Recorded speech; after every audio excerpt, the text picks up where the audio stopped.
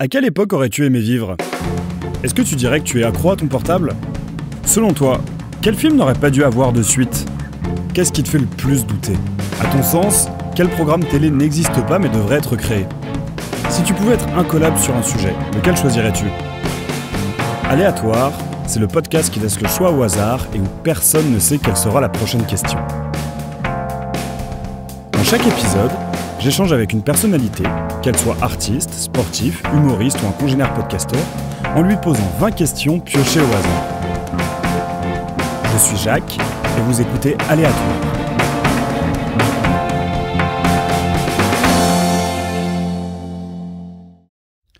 On est prêt ?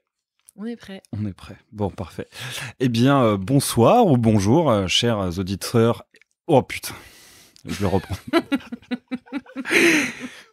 Donc bonjour ou bonsoir, chers auditeurs et chères auditrices. Il est déjà un peu tard et en plus de ça, c'est la fin du week-end, donc on est tous un peu fatigués, ce qui promet un épisode, ma foi, formidable. Je suis très très très heureux de recevoir donc la personne qui se cache derrière le petit rire que vous entendez depuis quelques secondes. Donc Léa, aka Bleu Reine, donc qui est évidemment une très très bonne amie à moi, mais qui est surtout et avant tout musicienne, avec le projet Bleu Reine. Un projet assez hybride, un peu dur à désigner et à qualifier. Enfin, à qualifier, si, c'est vachement bien. Mais à désigner, c'est à la fois folk, à la fois chanson française, à la fois grunge, et puis en même temps, on sent qu'elle a écouté Darkthrone dans son adolescence. Donc, plein de choses qui, moi, me plaisent beaucoup. Elle a déjà sorti un EP, Élémentaire. C'est bien, oui, ça. C'est bien ça. Elle a profité du confinement pour sortir une série de projets qui s'appelle Sans d'encre. Dont elle va nous parler. Et son premier album arrive en 2022, et c'est La Saison Fantôme. Premier album que tu as eu l'occasion de présenter il n'y a pas si longtemps au Théâtre Les Déchargeurs. Oui, chef. Oui, chef. Et où en plus de ça, tu m'as fait le plaisir et l'honneur de me demander d'être guitariste intermittent pour. Oui, j'ai eu très peur de la fin de ta phrase. T'as cru que j'allais dire quoi? Je sais pas. Ça va être une longue émission. Ça va être une très longue émission. Mais voilà, est-ce que tu as des choses à rajouter sur ta description? Non, je suis très contente d'avoir été décrite spontanément et précisément. Bon, écoute, c'est parfait. Bah oui, est-ce que tu peux nous en dire un peu plus sur peut-être le projet Sans d'encre, parce qu'en plus de ça, petit teasing, on ne sait pas encore si ça arrivera, quand ça arrivera, mais on a le projet de faire quelque chose, un mash-up aléatoire Sans d'encre. Donc, est-ce que tu peux peut-être nous présenter un peu plus Sans d'encre ? Ouais, Sans d'encre, c'est un projet qui est né pendant le confinement. Et même si j'ai fait tous les efforts du monde pour que ce soit pas présenté comme un projet de confinement, en fait, sa limite temporelle, ça a quand même été ça. Ça a quand même été ça, ouais. Donc c'est un projet qui va avoir bientôt 2 ans, puisque moi, je sortais de mon Covid du mois d'avril, donc là, on s'en rapproche dangereusement. J'ai eu l'idée pour essayer de canaliser un peu la créativité en panique que j'avais pendant le confinement, de la faire rentrer un peu dans une contrainte que je trouvais assez marrante quand je l'ai élaborée. Donc, c'est-à-dire que j'ai réfléchi à des nuances de couleurs qui me permettaient d'avoir déjà un point de départ thématique à la fois pour les textes et pour les ambiances musicales que je voulais construire autour de ça. Et je me suis dit, je vais sélectionner pour chacune des couleurs qui m'intéressaient. Donc, j'ai commencé par les bleus puis les rouges. J'ai sélectionné 9 nuances. Ok. Donc il y a indigo, bleu de Prusse, enfin voilà, il y a plein de nuances. J'en ai sélectionné 9 et je me suis donné le petit défi en 1 heure de temps d'écrire et les textes et la musique et d'enregistrer et de faire un prémix en 1 heure de 1 minute de musique. Et donc j'ai travaillé 9 heures sur le premier, 9 heures sur le deuxième, et ça a donné des vignettes de 1 minute. Okay. Donc 9 minutes de bleu, 9 minutes de rouge, ça c'était pendant le premier confinement. Et ensuite j'ai sorti un 3e volume en bonus à la fin de l'année 2020 qui s'appelait 13 minutes dans le noir, au moment d'Halloween. Et c'est vrai que c'est un projet dont je parle un peu... j'allais dire pas à la place d'eux, mais en tout cas en plus de mon premier EP Élémentaire qui est sorti il y a 3 ans maintenant. Et c'est vrai que Sans d'encre, à la fois c'est le prolongement de ça, et à la fois c'est un peu l'annonce de ce que j'allais commencer à écrire pour mon album aussi, parce que c'est un projet qui m'a vachement aidé à faire tomber des barrières que je me mettais toute seule en fait sur le style et la forme. Donc voilà, c'est un projet qui est super important pour moi et qui contient beaucoup de choses qui se sont changées en chansons plus tard, quoi. Et ça t'a aidé donc pour Saison Fantôme? Ouais, ça m'a aidé pour la Saison Fantôme. Il y a 2 titres sur l'album qui ont été écrits à partir de ces vignettes en plus. Donc en plus de plein de petits gimmicks et de plein de petites idées de son et de production. C'était la première fois que je produisais 100% toute seule quelque chose, puisque j'étais avec mes instruments toute seule chez moi dans ma chambre de bonne. Donc vraiment, voilà, une espèce de capsule spatiale et temporelle pour faire tout ça, et ça a été très formateur, quoi. Très bien. Bon, eh ben écoute, on va commencer tout de suite avec la première question. Et donc, la première question sera le numéro complémentaire. Connaissez-vous la recette des œufs bénédicts? Non. Quel est ton premier souvenir? Quel est mon premier souvenir? Putain, c'est une question... C'est super... Cécilia avait raison, c'est très deep tes questions. Mon premier souvenir, je pense que c'est dans l'appartement que mes parents avaient quand j'étais en maternelle. Donc ça remonte à quelques années maintenant. C'est un souvenir qui a à peu près 25 ou 26 ans, je pense, puisque j'ai 30 ans. Et à cet appartement, je pourrais dessiner le plan de mémoire. Je me rappelle très bien de comment étaient faites les pièces. Et j'ai le souvenir de ces soirées qui sont un peu de notre sursis quand on est petit. C'est-à-dire que les parents font des petites bouffes avec leurs amis à la maison.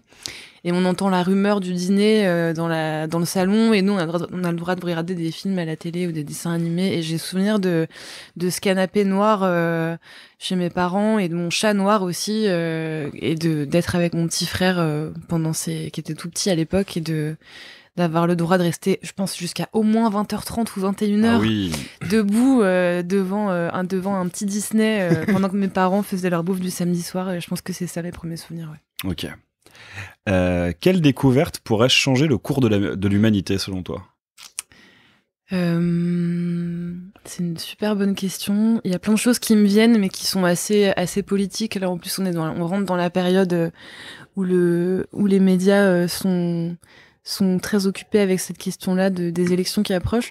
Une découverte qui pourrait changer des choses. Je pense que j'hésite entre une réponse super con du coup et très superficielle et une question. Tu peux donner plusieurs réponses, hein. Je pense que si on pouvait, tu sais, comme ces petits jouets où quand tu les mets au contact de l'eau, ça devient des trucs énormes. C'est-à-dire que des choses très très petites qui deviennent des trucs énormes. Ouais, peut-être. Je sais pas si ça te parle. Non, ça me parle pas trop. Ça, quand j'étais enfant, j'avais des sortes de petits dinosaures de la taille d'un jouet de Kinder Surprise, et quand tu les foutais dans l'eau, ça se réhydratait et ça devenait un très gros truc. Ok. Et je pense que si on pouvait faire ça avec des petites maisons et pouvoir dormir n'importe où sur un coup de tête. Je sais pas pourquoi je pense à ça. Jacques est en train de s'étrangler avec son bubble tea. Un peu comme les tentes dans la saga dont on ne doit plus prononcer le nom. Ouais, franchement, exactement. C'est une bonne image. Dans le 4e volume de cette saga à laquelle tu penses, effectivement, il y a une tente effet sac de Mary Poppins. C'est ça, ça fait 3 cm vu de l'extérieur, et quand tu rentres, il y a genre un living room en 3 parties, 3 milliards de chambres, un dressing, une cuisine, un patio. Ouais, ce serait bien si ça me permettrait d'avoir déjà de mettre un toit sur la tête de tout le monde. Ouais. C'est un peu politique finalement. Quand même. Mais je pense que chacun ait son espace à soi, une chambre à soi, comme dirait l'autre. Je pense que ce serait une petite avancée sympa. Bon, après, les espaces, ils existent. Hein. Faut juste les prendre aux vendeurs de sommeil. Il y a un endroit qui te plaît, momentanément, spontanément, tu peux décider de passer du temps à n'importe quel endroit de la planète. Ah ouais, en fait, c'est très politique, en fait. C'est qu'on sort complètement de la notion de possession de terrain. Ouais, c'est-à-dire que, oui, comme tu dis, il y a de la place pour tout le monde. On sait que la place, elle existe. Donc, c'est juste pouvoir, à la fois le pouvoir de la spontanéité et d'avoir un endroit à soi qui est toujours avec toi. Ouais. Ça aussi, c'est un peu deep, en fait. Parce que la maison, notre maison, c'est peut-être un peu nous-mêmes aussi. Mais, de pouvoir passer des nuits et des jours où on veut, quand on veut, je pense que ça, ce serait un bête de super pouvoir. Avec des maisons, maisons déshydratées. Des maisons déshydratées. Je remélange parce que ces 2 questions étaient déjà sorties. Alors, je suis sûr qu'il y a plein de questions qui ne sont encore jamais sorties. Ah oui, par exemple celle-ci. Si tu pouvais poser une question à un habitant du monde du futur, laquelle serait-ce ? Laquelle serait-ce ? Est-ce que j'aimerais bien savoir qui y aura à l'enterrement de Paul McCartney. Ok. Pourquoi? Mais je pense à plein d'autres questions, mais c'est étrange. C'est là, il y a beaucoup de questions sur le futur. C'est-à-dire que là, on passe de ma plus tendre enfance à dans je sais pas combien de temps. Non, une question plus sérieusement. Tu peux reposer la question? Bien sûr. Si tu pouvais poser une question à un habitant du monde du futur, laquelle serait-ce? Ok. Mais oui, et le futur, ça peut être demain, comme ça peut être dans C'est ça, 150 ans, en fait. C'est dur à... Parce qu'un futur qui serait pas trop loin de nous, ça sous-entend un futur dans un monde où moi aussi, potentiellement, je serais là aussi. Donc il y a plein de choses qui m'intéressent dans l'immédiat. Encore une fois, ça va être peut-être assez politique, en tout cas politisé, mais j'aimerais bien savoir... si les choses s'améliorent ou stagnent ou empirent. Ou empire, Ça, c'est quand même la grande question du moment. Ou à tous les niveaux, enfin en tout cas en termes de est-ce que la société dans laquelle on vit a réussi un peu à se calmer les nerfs et à faire des choix intelligents, collectifs. Ou je pense que ce serait ça la question. Actuellement, on est quel jour? On est le 20 mars. On est le 20 mars, je crois. Ouais. La question, telle que je l'entends aujourd'hui, en tout cas, c'est une question qui, j'espère, répondrait à des inquiétudes, en tout cas. Ouais, je comprends assez bien. Pourquoi? Y a-t-il une chose que les gens trouvent étrange à propos de toi? Je pense qu'il y a peu de gens qui comprennent la passion adolescente et adulte que j'éprouve pour Stéphane Bern. Oui, je confirme. Et en fait, à la fois, c'est vrai. Ouais, je confirme. À la fois, il y a une grosse partie des gens qui me disent mais je te comprends trop, moi aussi j'adore ce gars. Et à la fois, il y a des gens qui me disent mais c'est quelqu'un de tellement tradi et toi tu l'es pas trop sur certains points, donc en fait ça fait pas trop sens.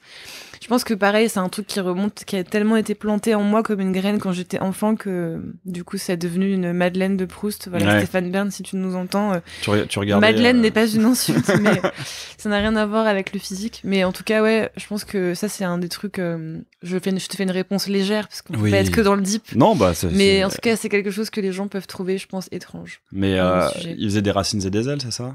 Il a fait des racines et des ailes. Non, bien pire que ça. Ouais, il faisait Saga quand j'étais petite. Ouais. Et j'ai souvenir de ces émissions où c'était un peu... c'était un peu gala, en format audiovisuel, quoi, tu vois. Mais sur les familles royales, principalement, en tout cas les membres des familles royales. Donc il y avait un côté un peu people, mais people à couronne, quoi. People à couronne, ouais. Voilà. Mais t'es pas la seule personne un peu conservatrice, enfin justement, pas conservatrice, qu'on pourrait pas cataloguer de conservatrice et qui pourtant a une passion pour Stéphane Bern. J'ai aussi mon amie Aurélie qui je pense écoute ce podcast, donc que je salue. On la salue. On la comprend. Elle aussi elle est archi fan de Stéphane Bern, mais à tel point que quand il avait lancé sa plateforme, il a lancé sa plateforme il y a pas longtemps sur internet, je sais plus exactement ce qu'il y avait dedans. Secret d'histoire et les coulisses des émissions en illimité en mode un peu Netflix que sur Stéphane Bern. Et pour son anniversaire, je voulais lui offrir son premier mois sur cette plateforme. Elle a dit non, c'est hors de question. Quand il s'agit de Stéphane Bern, c'est moi qui paye. Je t'en ok. Ouais, je comprends, mais je vois cette vibe. Je pense que personne n'a osé me l'offrir principalement pour cette raison. Mais ouais, c'est quelqu'un par ailleurs. En fait, parce qu'en plus, toi, tu l'as rencontré. Ouais, je l'ai rencontré. T'as joué pour son émission. Non, j'ai pas joué pour son émission, mais je sais plus trop comment ça c'était. Je pense que c'était juste, c'était une lubie que j'avais. J'avais assisté à une de ses émissions sur RTL et en fait, j'avais amené mon disque qu'il avait très gentiment accepté, ainsi qu'un bouquet de fleurs d'ailleurs. Je crois que c'était pas le même jour, et parce que j'y suis allée 2 fois. Mais ouais, il avait récupéré le disque en me disant une phrase qui évidemment m'a marqué, du coup, en me disant que j'avais choisi un pseudonyme très chouette. Ah bah oui. Très joli nom, donc voilà, Bleu Reine. Bleu Reine, oui, bah oui, forcément, ça a dû lui plaire. Oui, parce que lui qui aime le sang bleu, tout ça, sang d'encre, Bleu Reine, on revient à ça, c'est voilà. Mais en tout cas, Stéphane Bern, c'est une personnalité qui me touche vachement parce que je pense que c'est peut-être un des seuls, en tout cas, de ce que j'en connais, de ce que j'en comprends, ce qui est pas grand-chose dans sa vraie vie de tous les jours, je pense, mais qui est assez calé entre sa personne publique et sa personne privée. Oui. C'est-à-dire qu'en tout cas, je pense que son côté sympathique et avenant et gentil, c'est pas du tout une posture, en fait. Ouais. Enfin, en tout cas, les seules fois où on a échangé... et les témoignages que j'ai eus aussi et la façon dont je vois les gens en parler, en tout cas Ok, ceux qui ouais, ont pu c'est le pas rencontrer, tout le monde est à peu près unanime en disant voilà, c'est vraiment le mec est juste très gentil, en plus d'être hyper cultivé et d'être hyper ouvert à ce qu'on vient de lui parler, il fera toujours l'effort de faire les choses de manière chouette. Mon petit frère avait été stagiaire sur une de ses émissions il y a Ok. assez longtemps. Il m'avait fait une vidéo spontanément dans les couloirs avec un professionnalisme et une articulation parfaite. Enfin, le truc qui fout les boules, tu vois. Mais voilà, je pense que c'est quelqu'un qui aime vraiment son boulot pour les Ouais. bonnes raisons et qui a envie de partager ça avec des gens et de le faire de manière assez simple et assez honnête, je crois. Donc, c'est pas un rôle modèle, mais en tout cas, c'est quelqu'un qui, dans cet univers un peu fourbasse qu'est la télévision, je trouve qu'il se démarque d'une certaine façon. J'ai un peu le même rapport avec Patrick Sébastien, moi. Putain. Non, mais ce côté mec qui a l'air vraiment naturel et qui aime son boulot et qui le fait pour les bonnes raisons. Alors, je me projetterai pas. J'ai du mal à le considérer comme un doudou mental, Patrick Sébastien, Oui, parce comprends. que disons qu'il a une aura qui me, qui me crispe un petit peu. Il a une aura qui est un peu plus. Et c'est surtout que sa carrière dans le cinéma, Oui, non, vraiment a laissé une trace indélébile dans ma rétine. Ouais, avec bien le sûr. film Thème, Si notamment. si on se met à parler du film Thème, effectivement, c'est pas Pour trop. le coup, on est vraiment dans la difficulté. Je rigole nerveusement parce que je vois ta tête en même temps qu'on se parle de ce C'est film. ça, et ouais, alors, bien sûr, je bien vois que sûr. ça te crispe, toi aussi. Bah rien que oui, d'y oui, repenser. bien sûr, mais à côté de ça, c'est quand même un mec qui a mis quasiment plein de samedis soirs des artistes de cirque Oui. sur la télé avec une heure de grande écoute et je trouve que rien que pour ça, c'est assez honorable. Bon, on continue. Je pense que tu vas encore trouver cette question assez deep. Hein. Comment gères-tu les conflits ? Comment est-ce que je gère les conflits ? J'essaye toujours surtout depuis quelques temps, depuis 2-3 ans, je pense que je fais des efforts, j'essaie d'être en conscience de ça. Quand je vois un conflit qui me concerne, en tout cas, je pense que c'est ça la question. Oui, bah, enfin, oui, c'est oui. ce qu'elle sous-entend, parce que j'essaie de pas, je me c'est- mêle pas c'est dans pas- la mesure du c'est- possible des choses qui me concernent pas, C'est du ça. coup. Mais en tout cas, quand un conflit me concerne et qu'il se forme et qu'il approche de moi, j'essaie toujours de réfléchir en ayant pour boussole ce qu'on pourrait appeler avec beaucoup de trucs pompeux, mais le bien commun. Oui. Et j'essaie de voir si je me suis plantée, où est-ce que j'ai pu me planter, si je me suis pas plantée, où est-ce que l'autre a pu se planter. Des fois, on se plante avec l'autre personne à parts égales, bien sûr. Mais en tout cas, j'essaie déjà de comprendre où est-ce que ça a merdé. Bah, bien sûr. Et qu'est-ce qui n'a pas été exprimé, ou alors qu'est-ce qui n'a pas été exprimé au bon moment ou de la bonne manière. Enfin voilà, où est-ce qu'on s'est mal compris en tout cas, et puis et d'essayer de faire en sorte de reformuler si besoin les choses, en tout cas de désamorcer au plus vite et de discuter avec le moins de distance possible d'humain à humain, mais par contre beaucoup de distance par rapport aux émotions et à la situation. Ok. Parce que ouais, je pense que dans un conflit, quand tu peines à te détacher trop de tes émotions, c'est là où ça peut aller très loin très vite. Très bien. Et dans ma vie, il y a plein de moments où je suis allée très loin très vite. Ah. Donc voilà. Quel titre donnerais-tu à ton autobiographie ? C'est une très bonne question. Putain, c'est dur. En plus, je sais qu'il y a des gens qui ont déjà eu cette question et ont fait des réponses. Cécilia d'Acolonia, elle avait eu. Cécilia a eu cette question, Elle avait effectivement. fait une super bonne réponse. Je pense que ce serait. C'est une super bonne réponse. Je me souviens plus exactement ce qu'elle avait dit, mais je me souviens que ma réaction c'était ça fait quand même très développement personnel, oui, non donc, ouais, mais en même temps, je me souviens d'avoir écouté le premier épisode de ton podcast justement où elle intervient et d'avoir écouté cette réponse en me disant ah l'enfoiré, ça j'aurais bien aimé sortir ça. Donc en plus là malgré moi je sais que je suis en train de chercher un jeu de mots ou un clin d'œil à un titre d'album ou un truc comme ça, mais non, je pense que si je devais donner un nom à mon autobiographie, ce serait ouais, franchement c'est hyper dur, surtout que là mon autobiographie, j'espère que je l'écrirai, si j'en écris une, le plus tard possible, donc il faut pas qu'elle ressemble à ma vie de maintenant. J'espère que ma vie elle sera de mieux en mieux normalement. On l'espère. Bien. Bah on peut de mieux en mieux. De mieux en mieux. Ok. Je pense que ce qui serait intéressant aussi, c'est d'avoir la réponse de toutes les personnes qui te connaissent. Je pense Si que... ça se trouve, ils te répondront de pire en pire. Mais... Non, je pense que Marwan, qui est donc un très bon ami Oui. qu'on a en commun, on sait aussi qu'il écoute le podcast et on l'embrasse également, dirait un truc genre Sympathy for the Bretzel ou une connerie dans le genre. Ouais, c'est ça. In the mood for bretzel. In the mood for Bretzel. Ouais. Je pense que si jamais je pense à autre chose d'ici la fin de l'émission, j'interromprai tout pour se donner le vrai titre. Quel est le meilleur conseil que l'on t'ait jamais donné?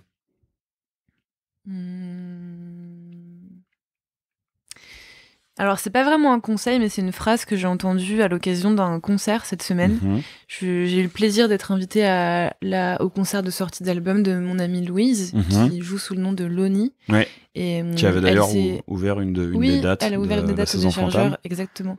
Et elle a fait ce magnifique concert au Nouveau Casino mardi, là, il y a quelques jours. Et elle a clôturé son concert en citant une phrase de René Char, qui me parle beaucoup, qui dit texto « Va vers ton risque ». Et je crois que là, dans mon mood du moment, en tout cas en 2022 et l'année telle qu'elle se profile, avec tout ce que ça peut impliquer, c'est un peu c'est mon mojo, quoi. C'est ton mojo. En tout cas, ça m'a bien parlé quand elle l'a prononcé, donc voilà. Elle est ni de moi, ni d'elle, mais en tout cas, c'est une phrase qui a résonné très fort en moi. Mais tu vas vers ton risque, donc... Ouais. J'essaye. Ah, as-tu déjà été voir un psy? Ou une psy? Oui, bien sûr. Et je pense que vu que je la vois tous les jeudis depuis 2 ans maintenant, ça doit faire, sauf les vacances, on va dire, allez, les vacances et les grèves en moins, j'ai dû aller chez le psy probablement une 70aine de fois, comme ça. Ok, très bien. J'imagine. Et donc ça se passe bien avec elle? Oui, en tout cas, ça se passe avec elle. Avec elle. Madame Francese, on l'embrasse. Non, ça se passe ni bien ni mal, mais ça se passe. Et je crois que c'est ça qu'il faut viser, en fait. Oui, voilà. Bien sûr, oui. Non, je évidemment. cherche ni à m'en faire une amie, ni à m'en faire un paratonnerre quelconque contre l'adversité, mais en tout cas, c'est quelqu'un qui me permet de matérialiser un espace qui est entièrement consacré à moi, ma pomme et mes ressentis et ma façon de les expliquer. Donc ouais, sérieusement, c'est quelque chose que j'ai entamé il y a 2 ans, du coup, c'était un peu pendant le confinement aussi. C'était un dossier que j'avais commencé à remplir un peu avant, mais qui s'est réveillé à ce moment-là. Oui, parce que s'il y a eu les grèves, c'était avant le confinement. On a eu des grosses grèves depuis Non, mais des grèves du personnel, ou alors moi, les jours où je pouvais pas, pour le coup, j'ai un peu résumé à gros traits, mais en tout cas, non, c'est quelque chose que j'ai commencé à faire en avril, je crois, ou mai, il y a 2 ans. Et c'est vrai qu'en fait, 1 heure par semaine, c'est rien. Mais en même temps, ça change beaucoup de choses parce que tu sais que tu vas pouvoir. Le but c'est pas de tout attendre de toute façon de son psy, mais comme il faut tout attendre de rien, tu peux pas tout attendre d'une personne, d'un boulot, d'une relation, d'un week-end de vacances. Enfin voilà, faut attendre le maximum et être surpris en bien, je pense. Mais en tout cas, c'est quelqu'un qui me dit pas ce que je veux entendre et qui me met pas en difficulté non plus exprès. Donc c'est quelqu'un qui, je crois, est à équidistance entre ce qui me fait lever les yeux au ciel et ce qui me fait être apaisée. Donc en tout cas, elle me permet, disons, de pas forcément toujours de trouver les mots, mais en tout cas de les chercher. Et je crois que ça, c'est en bonne lectrice du Seigneur des Anneaux que je suis. J'ai commencé à comprendre il y a pas très longtemps que parfois chercher c'était beaucoup plus important que de trouver. La quête, de tout trouver, ça. Le voyage, l'initiation, tout ça, tout le bordel. Toi-même, tu sais. Ouais. As-tu déjà changé radicalement d'opinion sur un sujet?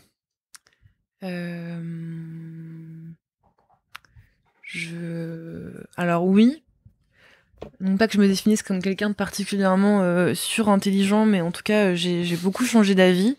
Je crois que c'est plutôt sain de douter. En tout cas, moi, ça me rassure un peu parce que je me dis que il y a déjà des choses dans la vie qui sont irréversibles et indélébiles. Donc, si on peut avoir au moins le doute pour se rassurer, c'est pas mal. Voilà. Donc, j'ai déjà changé d'avis radicalement, sur des gens, sur des situations, sur des groupes, et c'est sur des artistes aussi. Donc je cherche un truc qui permettrait d'un peu de résumer et d'être le meilleur exemple, mais j'ai changé d'avis sur le volume sonore, enfin je sais pas comment dire, sur ce qui faisait que quelque chose était rock ou pas. parce que j'ai un peu grandi dans l'idée, mais c'est ni de la faute de mon entourage ou de quelqu'un ou quoi, mais je pense que pendant très longtemps j'ai été un peu guidée par l'idée très erronée et très archaïque que le rock c'était de jouer fort et de faire plein de trucs avec beaucoup de disto. Et en fait je crois que le vrai truc un peu rock et un peu punk, c'est peut-être juste d'être soi-même. Et parfois, et là en fait en ce moment je suis vraiment dans une démarche je suis un peu en train d'élaguer tout ça et de retirer des éléments plus que de rajouter pour épaissir le propos, tu vois. Et je pense que le truc qui m'a vraiment, le changement d'avis un peu radical qui m'a sauvé là ces derniers mois, c'est de me dire bon en fait pas forcément less is more, parce que je suis pas non plus une espèce de nazie de la simplicité, de la sobriété à tout prix, tu vois. Je pense t'es pas une Marie Kondo de ta musique. Ouais, exactement, c'est très bien dit. Non, je pense qu'il faut pas s'empêcher d'aller vers des choses complexes ou en tout cas plus fournies quand on sent qu'on en a envie. Enfin, moi, je me l'interdis pas en tout cas. J'aime bien le fait de pouvoir faire les deux. En tout cas, le fait d'aimer faire les deux, ça me dérange pas. Mais par contre, oui, d'associer le rock à forcément tel format de groupe avec tels instruments ou tel volume ou d'avoir forcément les amplis orange à blinde et la pédale de disto à blinde. En fait, là, je pense que je me suis jamais sentie autant moi que depuis que je fais les choses avec un peu plus de retenue et un peu plus de conscience. Et quelque part, je trouve que c'est beaucoup plus rock que d'avoir la disto à fond pour schématiser. Je sais pas si tu vois ce que je veux dire. Ouais, mais je suis pas entièrement d'accord, justement. Moi, plus je vieillis, plus je suis pour que ce soit rock. En fait, je suis d'accord, ça a pas besoin d'avoir des murs d'ampli, des grosses guitares, mais faut qu'il y ait quand même un truc de dans l'urgence. Et il faut que ça soit quand même joué un peu à flux tendu, un peu. Une nervosité. Après, je pense que tu peux. Et je trouve que justement, il y a plein de projets. Aujourd'hui qu'on étiquette. Et je trouve que ça fait quand même très longtemps que le rock est plus. Enfin, ce qu'on étiquette comme rock est plus du tout des trucs à grosse guitare et des trucs énervés qui jouent vite et fort. Enfin, ça fait bien longtemps que des groupes comme Motorhead n'ont pas été signés par des labels qui ensuite vont dire la nouvelle révélation rock. Mais voilà, je trouve qu'il y a quand même un truc qu'il faut. Enfin, ouais, c'est ça, un peu nerveux et ça empêche pas d'être. Tu vois, des mecs comme Pete Doherty ou même je réécoute pas mal en ce moment Elliott Smith, où c'est un peu, en fait, c'est un peu de la folk. Alors Elliott Smith, c'est plus de la folk, mais il y a une façon dans son interprétation et sa façon de jouer. Oui, carrément. Où t'as un peu l'impression qu'il joue à la vitesse maximale à laquelle il peut jouer ce morceau. Et où du coup, ça donne vraiment un côté ultra rock à ce truc. Et à côté de ça, je vais pas citer de nom, mais il y a plein de trucs aujourd'hui en mode rock électro, tout ça, ou rock... ou rock, je sais pas moi, un peu dandy et jour. Tu vas rajouter un tiret derrière rock pour mettre autre chose, c'est que déjà tu mets de l'eau dans ton vin. Et c'est surtout qu'on s'emmerde, quoi. Ouais, après je sais pas, je vois ce que tu veux dire et je te rejoins, je te rejoins sur le truc. Après je pense que pour rebondir, je te coupe, mais c'est juste avant d'oublier cette notion en fait à laquelle je pense en t'écoutant, c'est à mon avis, ce qui peut permettre d'identifier aussi et de ressentir une démarche musicale comme étant rock ou pas, enfin si on doit schématiser dans le truc un peu binaire, c'est la notion d'abandon. Ouais. Et en fait, de sentir que quelqu'un s'abandonne complètement à sa musique et en tout cas lâche prise et se livre avec un côté un peu brut. Je pense que c'est surtout ça. Et ça, pour moi, c'est une recette qui est réalisable avec parfois très peu d'ingrédients. En fait. Bien sûr, ouais. Et c'est simplement ça, c'est d'aller vers des choses qui sont peut-être un peu moins produites ou en tout cas avec moins évidemment produites, tu vois. Je suis assez, ça pour le coup, je suis assez d'accord. Et on revient à cette notion de risque, d'abandon, d'être entier dans sa musique, tu vois. Et ça, c'est vrai que pour moi, c'est vrai que je pense que c'est plus à ça que j'associe maintenant la démarche d'être rock, parce qu'en fait il y a plein de groupes, enfin moi j'en connais plein, je suis comme toi et on est à Paris et il y a que ça, on est un peu dans le milieu, surtout plus toi que moi, mais t'es vite dans le truc rock égale grosse guitare, mais en fait oui, si tu veux rester dans une certaine tradition, mais en fait la tradition, est-ce que le rock ça doit être dans la tradition du rock, je sais pas trop. Alors non, je pense pas. Et puis après en plus pour les grosses guitares, il y a le métal qu'on écoute. Est-ce que le métal c'est du rock? Putain, c'est une bonne question. Bah oui, en un sens. Enfin, après, c'est voilà, c'est Bah, le métal, c'est vaste. C'est comme si tu me disais, est-ce que la cuisine c'est rock? Il y a plein de styles différents après. Mais enfin, tu vois, je pense qu'il y a plein d'artistes de métal qui sont beaucoup moins rock que des artistes de, par exemple. On est tous les deux fans de Eugene McEdwards de Sixteen Horsepower. C'est quelqu'un qui va pas gueuler. Qui va pas faire que du scream sur ses chansons, oui, non, bien sûr. qui va pas faire que de la liste sur ses chansons, mais dans son interprétation sur scène, en fait, il se retrouve à gueuler, en fait. Parce qu'il a les nerfs à vif, et parce que c'est quelqu'un qui se livre tout entier à sa musique, et qui se livre tout entier à son public aussi, je crois, et ça, voilà, pour moi, c'est, enfin, je sais pas comment expliquer, mais il y a eu un avant-après. Je pense que le fait d'être par choix aussi, d'être vachement seule dans ma démarche artistique pendant un petit temps, et de reprendre un peu les rênes de ce truc-là, et de mieux identifier où je voulais aller, avec qui, pourquoi, etc. Ça m'a aussi permis de me rassurer sur, enfin voilà, j'ai toujours eu en tout cas, j'ai pas toujours eu, mais j'ai longtemps eu cette espèce de peur un peu con, en fait, est-ce que je vais être suffisamment rock? Parce que quand on passe par le français, on a toujours peur d'être catalogué variété ou chanson. Et en fait, c'est pas du tout un gros mot. Enfin, très récemment, tu le sais parce qu'on en a parlé. Voilà, moi, si quelqu'un m'associe à un hashtag variété française, bah en fait, tant mieux, tu vois. Enfin, je préfère faire de la variété et mettre du rock dedans ou mettre autre chose dedans, plutôt que de faire quelque chose de complètement superficiel, incarné de manière hyper marketée, qui soit pas de la variété mais qui soit bien pire, en fait. Ça totalement. Puis en plus, tu auras plus de chances d'être aux victoires de la musique en étant marketé variété française. Et en plus, c'est Stéphane Bern qui présente les victoires, non? Non. Stéphane Bern, c'est l'Eurovision. Là, je me fais cramer parce que je n'ai pas la télé. J'ai pas tellement envie de te voir à l'Eurovision, je t'avoue. Je pense que pour le coup, il y a jamais rien eu de très rock à l'Eurovision, dans le sens qu'on décrit depuis tout à l'heure. Ouais. Mais je trouve que quand même, on manque de musique qui déménage. Je comprends. Je trouve que ça manque vraiment, en fait. On parlait politique tout à l'heure. Je trouve que ça me bluffe comme la situation est de plus en plus catastrophique, et qu'il n'y ait pas de groupe, en fait, qui soit là pour, qu'il n'y ait pas une adhésion majeure comme il y a pu avoir à des groupes qui juste viennent donner une motivation pour changer les choses. Tu vois, j'ai aucun problème contre ce groupe, hein. Je trouve que ce qu'ils font est vachement bien.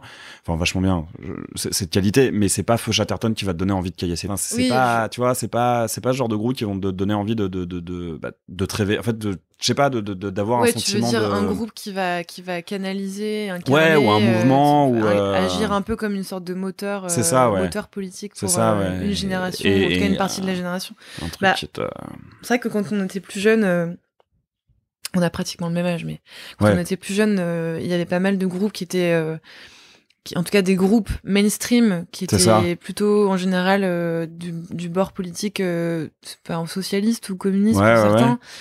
Des groupes de rock et musique affiliée au rock qui étaient à la fois très identifiés par les médias et pourtant porter un message assez clair, assez lisible, et même assez sans fort. porter de message, porter un son, en fait. Moi, c'est pas forcément les groupes vers lesquels j'allais, et vers lesquels je vais maintenant, parce que j'ai du mal, peut-être à tort, à écouter des groupes je préfère écouter des groupes parler de politique en interview que d'écouter de la musique qui va parler de ça. Je pense qu'il y a plein de sujets politiques qui peuvent être abordés avec intelligence et avec finesse dans des chansons, mais moi je sais que des chansons, des artistes qui vont parler de l'individuel et de l'intime, mais tout aussi métaphoriquement que ça puisse être. Je sais pas si ma phrase est très française, mais en tout cas, même si c'est parfois abordé avec beaucoup de métaphores et de subtilité, il y a des choses qui vont plus me parler si c'est fait par le détour d'une image avec un peu de pudeur, bien sûr, que si vraiment c'est en mode la chanson qui parle de tel sujet politique hyper frontalement, donc quelque part il y a plein de manières, déjà faire de l'art et parler de soi quand on fait de l'art, c'est déjà politique. Ça reste en fait. Éminemment politique. Après, je parlais pas forcément de groupes qui parlent de ce genre de sujet et qui donnent envie de tout péter via leurs paroles. Parce que ça c'est guérilla poubelle et non, on en a plus besoin. Mais je parle vraiment je parle vraiment d'engouement vers un son et une attitude, Tu vois, genre Slipknot, en fait, clairement, par Oui, je exemple, vois ce que tu veux dire. on a plus ce truc, alors que je pense que Slipknot, en fait, t'écoutes ça, que ce soit au moment où c'est sorti ou maintenant, il va y avoir un truc en toi qui va avoir envie de tout péter quand même et Oui, je comprends. de garder une espèce de rébellion juvénile, en fait. Je trouve qu'il y a le rock a beaucoup perdu de son énergie juvénile. Oui, je pense. Après, enfin, je vois ce que tu veux dire et pour le coup, je suis totalement d'accord avec l'exemple que tu prends.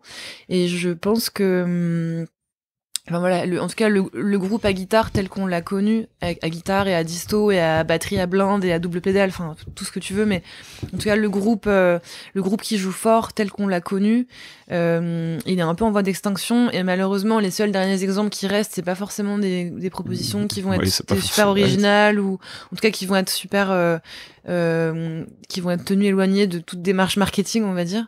Je parle du rock au sens voilà non subventionné par des marques de fringues et autres, mais en tout cas je pense que moi j'associe aussi vachement ces mouvements-là et ces groupes-là à une époque où on s'engageait, enfin on se sentait concerné et on se sentait remué en même temps qu'eux, en tout cas peut-être parce qu'on se disait qu'un changement était encore vachement possible et vachement crédible et très réaliste. Et peut-être que là, il y a un peu l'effet, entre gros guillemets, voilà, génération désenchantée et qu'en fait, une génération où tu sens que t'es vachement habité par une espèce de désenchantement général et de nos futurs un peu, tu vas tu vas peut-être moins aller vers des choses de rage, plus vers des choses d'introspection, de réflexion, de proposition, plus retenues, je sais pas comment dire. Bref, après, voilà, c'est une grosse psychologie de comptoir, hein. C'est dommage, on n'est pas en train de boire de l'alcool, on boit du thé, mais la tisane, c'est même pas du thé, il y a même pas de théine, quoi. Discussion de comptoir un peu là. C'est ça, mais bon, au moins ça m'a donné le titre de l'épisode, hein. Je pense que ça aura un lien avec le rock, du coup. Alors, question suivante, es-tu sensible? Oui. Ouais, mais c'est pas c'est ni une fierté ni une honte, enfin c'est pas le truc que je vais forcément dire en premier parce que ça me paraît évident en fait, enfin juste pour être sensible pour moi, c'est juste être capable de recevoir et de donner les trucs tels qu'ils arrivent sans trop les altérer, quoi. Donc si je reçois quelque chose de dur, ça va arriver avec la même dureté chez moi et quelque chose de cool que je vais partager, je vais avoir envie que la personne trouve ça cool aussi. Donc bien sûr, je vais le faire avec la même absence de filtre. Mais ouais, en tout cas, sensible en général. Alors soit t'as la version un peu Doctissimo, genre je suis hypersensible, que faire? Donc non, je sais pas si je suis hypersensible. Et mon ex est un pervers narcissique. Voilà. Ouais, là on rentre dans les gros autodiagnostics à l'emporte-pièce. Il y a HPI aussi, on en a pas parlé, mais on en connaît plein, on les embrasse. C'est quoi ton signe astrologique du coup? C'est ça, voilà. Je suis HPI ascendant hypersensible. Non, sérieusement, je suis pas hypersensible, je suis très sensible, je pense, mais j'ai pas de problème avec ça en fait. Après, je sais que je vais pleurer facilement, c'est un peu ça va être un peu l'étape numéro 1 de plein de mes réactions. C'est-à-dire à la fois des réactions de bonheur intense, de colère intense, de tristesse intense, de compassion aussi. Des fois, je me retrouve à avoir de la compassion de manière complètement inattendue pour des gens ou des situations, même en regardant des films où il y a quelque chose qui va traduire, je sais pas, genre une amitié à l'épreuve de tout. Ça va m'émouvoir beaucoup plus que d'avoir, je sais pas, un truc de la vraie vie des fois. Enfin, j'ai pas d'exemple précis, mais en tout cas, oui, je suis très sensible et j'ai une petite bibliothèque mentale de toutes les choses qui me touchent et qui ne me quittent jamais. Je comprends. Voilà. Quel a été le moment le plus gênant de ta vie? Le moment le plus gênant de ma vie, récemment on en parlait avec mon amie Léa Jacta Est, de son nom de famille. On parlait des moments de merde des fois qu'on se tape quand tu fais de la musique et que t'es indé et que t'as pas le bouclier magique de l'équipe qui t'accompagne partout et qui te permet d'éviter les mauvais plans. Donc des moments gênants, j'en ai plein qui sont liés à ça, à l'expérience de la scène qui parfois est très contrastée. Il peut y avoir des moments géniaux de pur bonheur et des moments super merdiques où tu te sens juste hyper seul dans ton truc et où t'as envie que ça s'arrête très vite et tu pries pour que ça finisse vite. Donc ça, on en a toutes les deux connu extrêmes et ça fait partie des moments de gêne assez intenses. Après, non, il y a se gourer de prénom quand tu vois quelqu'un que t'as pas vu depuis longtemps. Oui, mais bon, ça... Les grands classiques, en fait. Oui, c'est ça. C'est pas le moment le plus gênant de ta vie. Le moment le plus gênant de ma vie... j'ai plein de moments, mais pour le coup hyper sérieux et pas très racontables, très racontables dans une émission, parce que c'est des moments gênants qui concernent aussi d'autres gens, mais je pense que un jour, là c'est super gênant, mais c'est déjà plus racontable. Un jour on devait aller avec des copains voir un concert au Trabendo. Et on avait fait ce qui à l'époque s'appelait un before, c'est-à-dire qu'on avait commencé l'apéritif. Tu te souviens du groupe ? Non, même pas. Ah oui, c'était d'accord. un groupe, non, je pense que c'était pour un tremplin en plus. Merganza. Alors non, tu sais quoi, c'était peut-être Airborne en fait. Airborne, le groupe canadien ? Oui. Alors c'est possible, mais alors t'as eu de la chance, parce qu'ils ont très vite fait le Zénith. Mais je suis sûre de les avoir vus. Je pense vraiment les avoir vus au Trabendo. Je pense que c'était avant d'aller voir Airborne en tout cas. Donc il y a une grosse dizaine d'années. Ouais. Et on était Canadien, avec australien. Oui, en plus moi je te dis oui, en train de me dire putain, je savais pas qu'ils étaient canadiens. Non, ils sont australiens. Ouais, non, ils font donc, ils font du ACDC, donc ils ça nous amène porte de la Villette au début des années 2010 du coup. Ouais. Et donc ayant éclusé pas mal de pintes avant d'aller à ce concert, on se retrouve une copine et moi. Vraiment, on sentait qu'on n'allait pas du tout tenir jusqu'à la salle avec la file d'attente, machin. Il fallait absolument qu'on trouve un endroit pour uriner. Et en fait, on trouve un endroit qui était hyper sombre, un peu excentré, à l'abri des regards qu'on imaginait, etc. Donc on se cale là-bas. Et en fait, c'était devant un parking de police. Enfin, il y avait des camions de police et des voitures qui étaient garées là, et donc on n'avait évidemment pas vu derrière la palissade. Et en fait, et donc voilà, donc quelqu'un est arrivé, un policier, pour nous demander très très posément ce qu'on était en train de faire, puisqu'on était toutes les deux accroupies en train de pisser dans ce parking de flics. Oui. Et voilà. Et donc j'ai souvenir de cette copine Mimi qui a levé les yeux avec un grand sourire et qui était là genre alors par contre moi j'ai pas fini, donc je attendais juste 30 secondes. Voilà. Et cette scène, voilà, qui est un souvenir très inutile.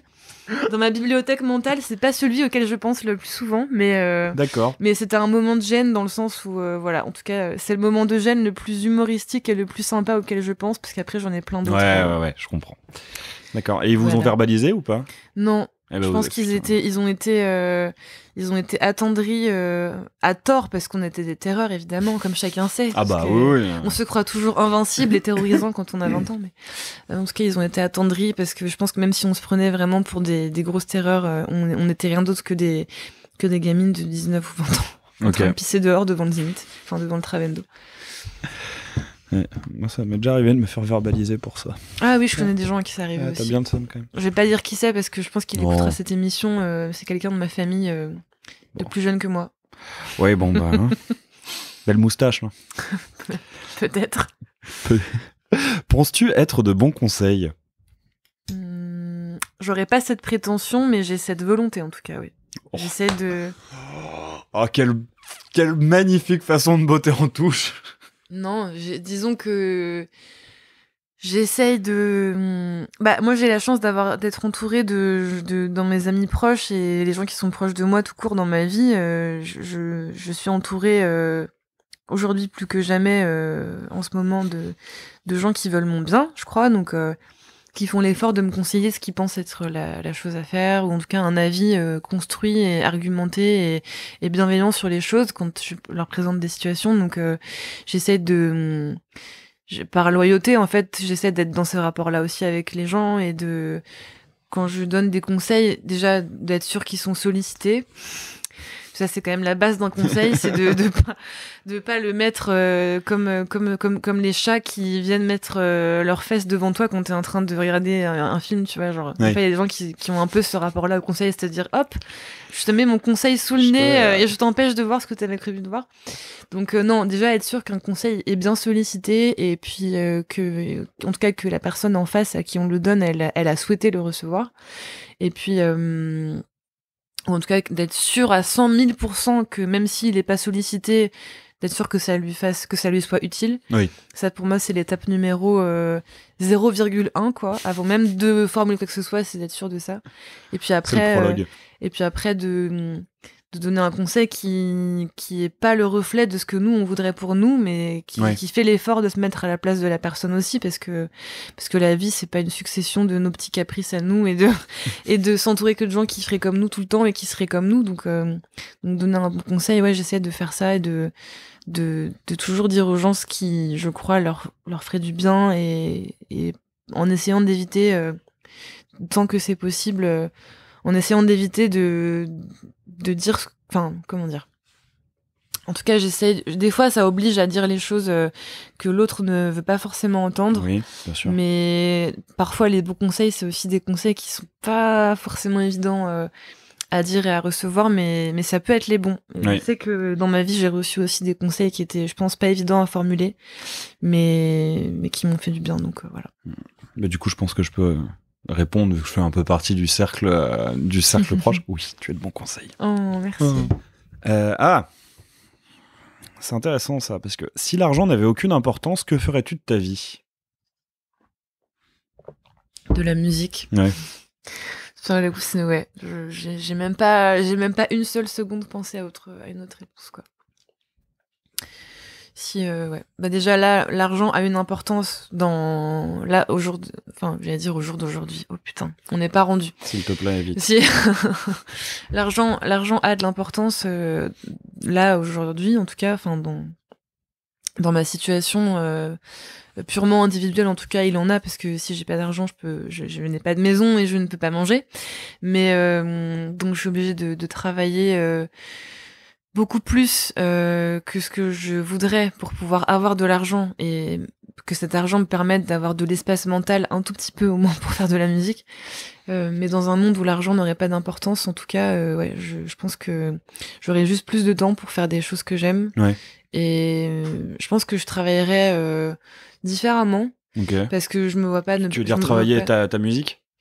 Bah ouais, en fait, en tout cas, j'aurais un rapport très différent au travail, qui soit pas uniquement... là, je pense que j'ai quand même eu la chance dans ma vingtaine, on va dire, depuis que j'ai fait des études et tout, j'ai toujours travaillé, mais j'ai eu de la chance d'avoir des boulots qui, même si des fois ils étaient très chiants, ils étaient souvent aussi très courts, et puis les boulots que j'ai eu après, qui étaient les plus longs, étaient de moins en moins chiants. Enfin voilà, disons que j'ai quand même fait des choix pas trop cons, et en tout cas j'ai appris plein de trucs qui m'intéressaient. Donc le travail a jamais été, en tout cas a rarement été pour moi purement alimentaire et vraiment juste un truc qui tombe sur ton compte en banque à la fin du mois. En fait, j'ai pas eu ce rapport-là dénué d'intérêt, disons, au boulot. Enfin voilà, le seul été où j'ai fait des trucs comme ça, c'était pour m'acheter ma guitare il y a 11 ans maintenant, donc 12 ans même. Mais j'étais à la caisse du Monoprix Saint-Michel, voilà, pour ceux qui m'ont connu à cette époque-là. Mais en tout cas, ouais, l'argent a de l'importance parce qu'on sait qu'il nous permet d'obtenir des prestations diverses dans la vie. Donc c'est dit très étrangement. Oui, mais voilà, non, mais ça reste quelque chose de virtuel contre lequel on va échanger de la tranquillité, du temps. Et pour le coup, je sais que le temps, c'est de l'argent. Enfin, la première fois que j'ai lu cette phrase, c'était dans un super Picsou géant. Putain, je crois que moi aussi. C'est vrai? Ouais. Peut-être qu'on a lu le même alors. On a dû lire le même, ouais.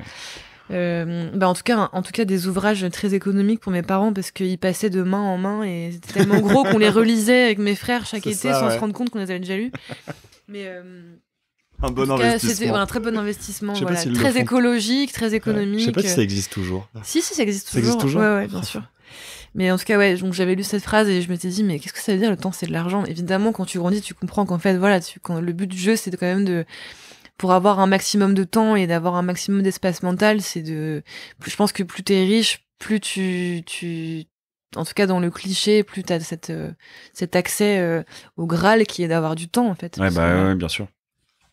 Mais en tout cas, ouais, si ce truc-là, d'un seul coup, disparaissait complètement de nos vies et de nos façons de voir le monde, je pense que le résultat, en tout cas pour moi, en termes d'intérêt et d'ambition dans la vie, serait à peu près le même. C'est-à-dire que j'essaierais d'utiliser mon temps pour donner un petit peu de temps à des choses qui comptent pour moi, et puis surtout reprendre possession de mon temps à moi et faire des choses pour la musique et pour développer des projets avec un peu plus de temps et de profondeur et de collaboration aussi, parce qu'il faut pas travailler que tout seul. Oui, bien sûr.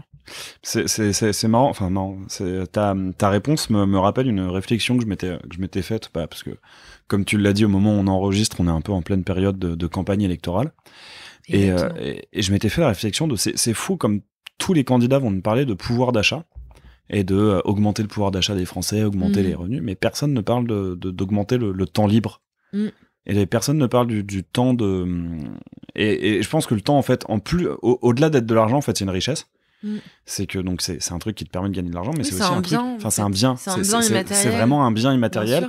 Et donc finalement, je pense que toi et moi, on est dans une situation quand même plutôt privilégiée, où on a quand même on a un certain temps, et surtout on a du temps pour à consacrer à des projets qui nous tiennent vraiment à cœur. On a le temps de faire des podcasts. Exactement, on a le temps de faire des podcasts, c'est un bon indicateur faire de la musique, exactement. Et après, ce qu'on décide, la façon dont on décide de s'investir, c'est nous qui le décidons, quand on n'a pas un patron au-dessus de nous. Et je pense que c'est un privilège. Moi, si, pour l'instant, mais beaucoup de gens n'ont pas. Clairement, je pense qu'il y a plein de gens qui ont, notamment dans les pays, les métiers les plus difficiles et ceux qu'on qualifie de métiers sans compétences, ce qui n'existe pas, où on file des horaires ignobles et surtout des plages. Et je suis toujours assez fasciné, dans le mauvais sens du terme, par le fait que personne ne dit, en fait, là, on va, moi, mon programme, c'est que les gens gagnent ce qu'ils gagnent, mais de leur libérer du temps, en fait. Et de réussir à arriver, en fait, à un moment où je pense qu'en fait, ce qu'il faudrait, c'est que toute personne ait un temps libre à elle, où elle ne se dise pas, je vais rentabiliser. Exactement, je vais occuper ce temps à gagner de l'argent, comme ça, ce sera un peu moins la merde. Ouais. Tu vois, qu'on arrive, qu'il y ait des gens qui se disent, je vais occuper ce temps libre à gagner plus d'argent parce que j'adore l'argent et j'ai envie de me faire encore plus plaisir. Vas-y, c'est ton truc, vas-y, fais-toi plaisir. Mais que ouais, les gens disposent de plus de temps pour eux et qu'ils puissent te dire, ça va, j'ai pas besoin de gagner de l'argent avec ce temps parce que c'est pas la merde. Après, c'est le cercle vicieux. Enfin, là, on revient un peu sur la psychologie de comptoir. Désolé, je te fais revenir. C'est un peu le but de je te fais revenir sur cette position sur le rock'n'roll. Accoudé sur le comptoir. Mais je pense que ce que tu décris, c'est l'alimentation constante et assez perverse du cercle vicieux consommation gain. Ouais, bien sûr. Et même appeler ça un pouvoir d'achat, en fait non, c'est faux, parce que le vrai pouvoir est dans le pouvoir de vente plus que dans le pouvoir d'achat. Donc en fait, il y a un devoir d'achat, un pouvoir de vente éventuellement, si tu devais reformuler les choses, mais c'est vrai que l'absence très réelle de cette question du temps dans le débat public tel qu'on le lit là aujourd'hui. Non, ça se trouve, demain matin, on va se réveiller, il y aura une interview d'un politicien super intéressant sur France Inter ou sur je sais pas quoi qui parlera du temps libre, mais en tout cas, aujourd'hui, 20 mars, je sais pas quelle heure il est, 21h30. Mais en tout cas, pour l'instant, le sujet n'a pas été abordé par des personnalités suffisamment haut placées pour que tout le pays puisse en entendre parler. Mais c'est vrai que derrière cette idée qu'il y a une construction totale de productivité, de devoir rentabiliser chaque chose, en fait, voilà, à chaque fois qu'il y a un progrès, le progrès il est fait pour nous faire gagner du temps. Oui. Mais en fait, derrière ce truc-là, il y a plein d'autres choses qui se jouent aussi, parce que on gagne pas plus de temps pour nous, en fait. On gagne du temps pour faire d'autres choses et pour continuer à faire du progrès, à faire du profit. C'est un peu ça, ouais. Il y a quand même cette... c'est vrai qu'on reste... Parce que même, mine de rien, même quand on a du temps pour faire des podcasts et faire de la musique et ce genre de choses, on reste, c'est vrai, dans une logique productiviste, en fait. Ouais, après, je préfère faire passer mon temps, passer mon dimanche soir à répondre à ce podcast avec toi qu'à produire plein d'autres trucs qui pourraient être plus productifs, entre guillemets, au sens plus standard que ce que les gens attendent. Mais en tout cas, je pense que c'est hyper important d'être capable, en tout cas d'apprendre, tant que c'est possible, à faire ce pas de côté et à dire, attends, mais est-ce que là je suis en train de... Est-ce que j'ai vraiment envie d'être dans l'hyperactivité et qu'est-ce qui m'oblige à y être encore? Et en fait, la course au travail, à gagner plus d'argent et à faire plus, elle est en général subie de très peu par la course à dépenser son argent et à faire toujours plus. Enfin, Je veux dire, quand tu travailles comme un dingue, enfin voilà, là j'ai vraiment l'image très cliché du travailleur. C'est un peu l'image, tu sais, du de Messmaker dans Gaston Lagaffe, genre le mec avec ses contrats. Tu travailles comme un dingo pour pouvoir te payer des vacances où tu vas glander comme un dingo, mais en faisant plein de trucs pour glander. Je sais pas si c'est ça le vrai mode de vie. Enfin, en tout cas, moi, c'est pas un mode de vie qui me fait envie du tout, tu vois. Et en tout cas, le fait d'avoir vraiment l'alternance du taf où tu fais que taffer, donner ton temps sur les mêmes modes tout le temps à quelqu'un, et puis ensuite, ton seul loisir, c'est de dépenser ton argent, ben non. Enfin, y a plein d'autres voies possibles, et utiliser son temps, ça veut pas forcément dire le rendre productif, ça veut juste dire avoir le pouvoir de faire ce que tu veux dedans. Et enfin, voilà, je sais que toi, parfois, tu me connais bien et tu sais que j'ai du mal à trouver du temps, mais quand je le trouve, je m'y accroche aussi. Et c'est, il y a des formes de lenteur qui sont très vertueuses, et on a besoin aussi de ce temps de digestion, d'observation. On peut pas être que dans l'action, en tout cas. Ah, mais ce podcast n'existerait pas si j'avais pas pu passer autant de temps allongé sur mon lit à fixer mon plafond. Mais clairement, et d'ailleurs, tu as parlé de Gaston Lagaffe, je sais pas si tu as vu, ça c'est pas vraiment de lien, mais Dupuis relance une série Gaston Lagaffe contre la volonté de Franquin, parce que Franquin avait dit non, mais je ne veux pas que vous refassiez du Gaston Lagaffe, et la famille de Franquin, et ils ont dit non, mais en fait on vous emmerde, il y a des trucs dans les contrats qui nous permettent de relancer du Gaston Lagaffe malgré vos décisions. Ouais, il n'aura jamais aussi bien porté son nom, alors, ce personnage. Ouais. C'est un peu le truc, ouais. Je pense que je le lirai pas. Ouais, on lira d'un œil en se disant Ronu de Dieu. C'est ça. En couvrant le bruit de nos jurons par des gaffophones. C'est ça. Quelle chose aimes-tu observer chez les gens ? Je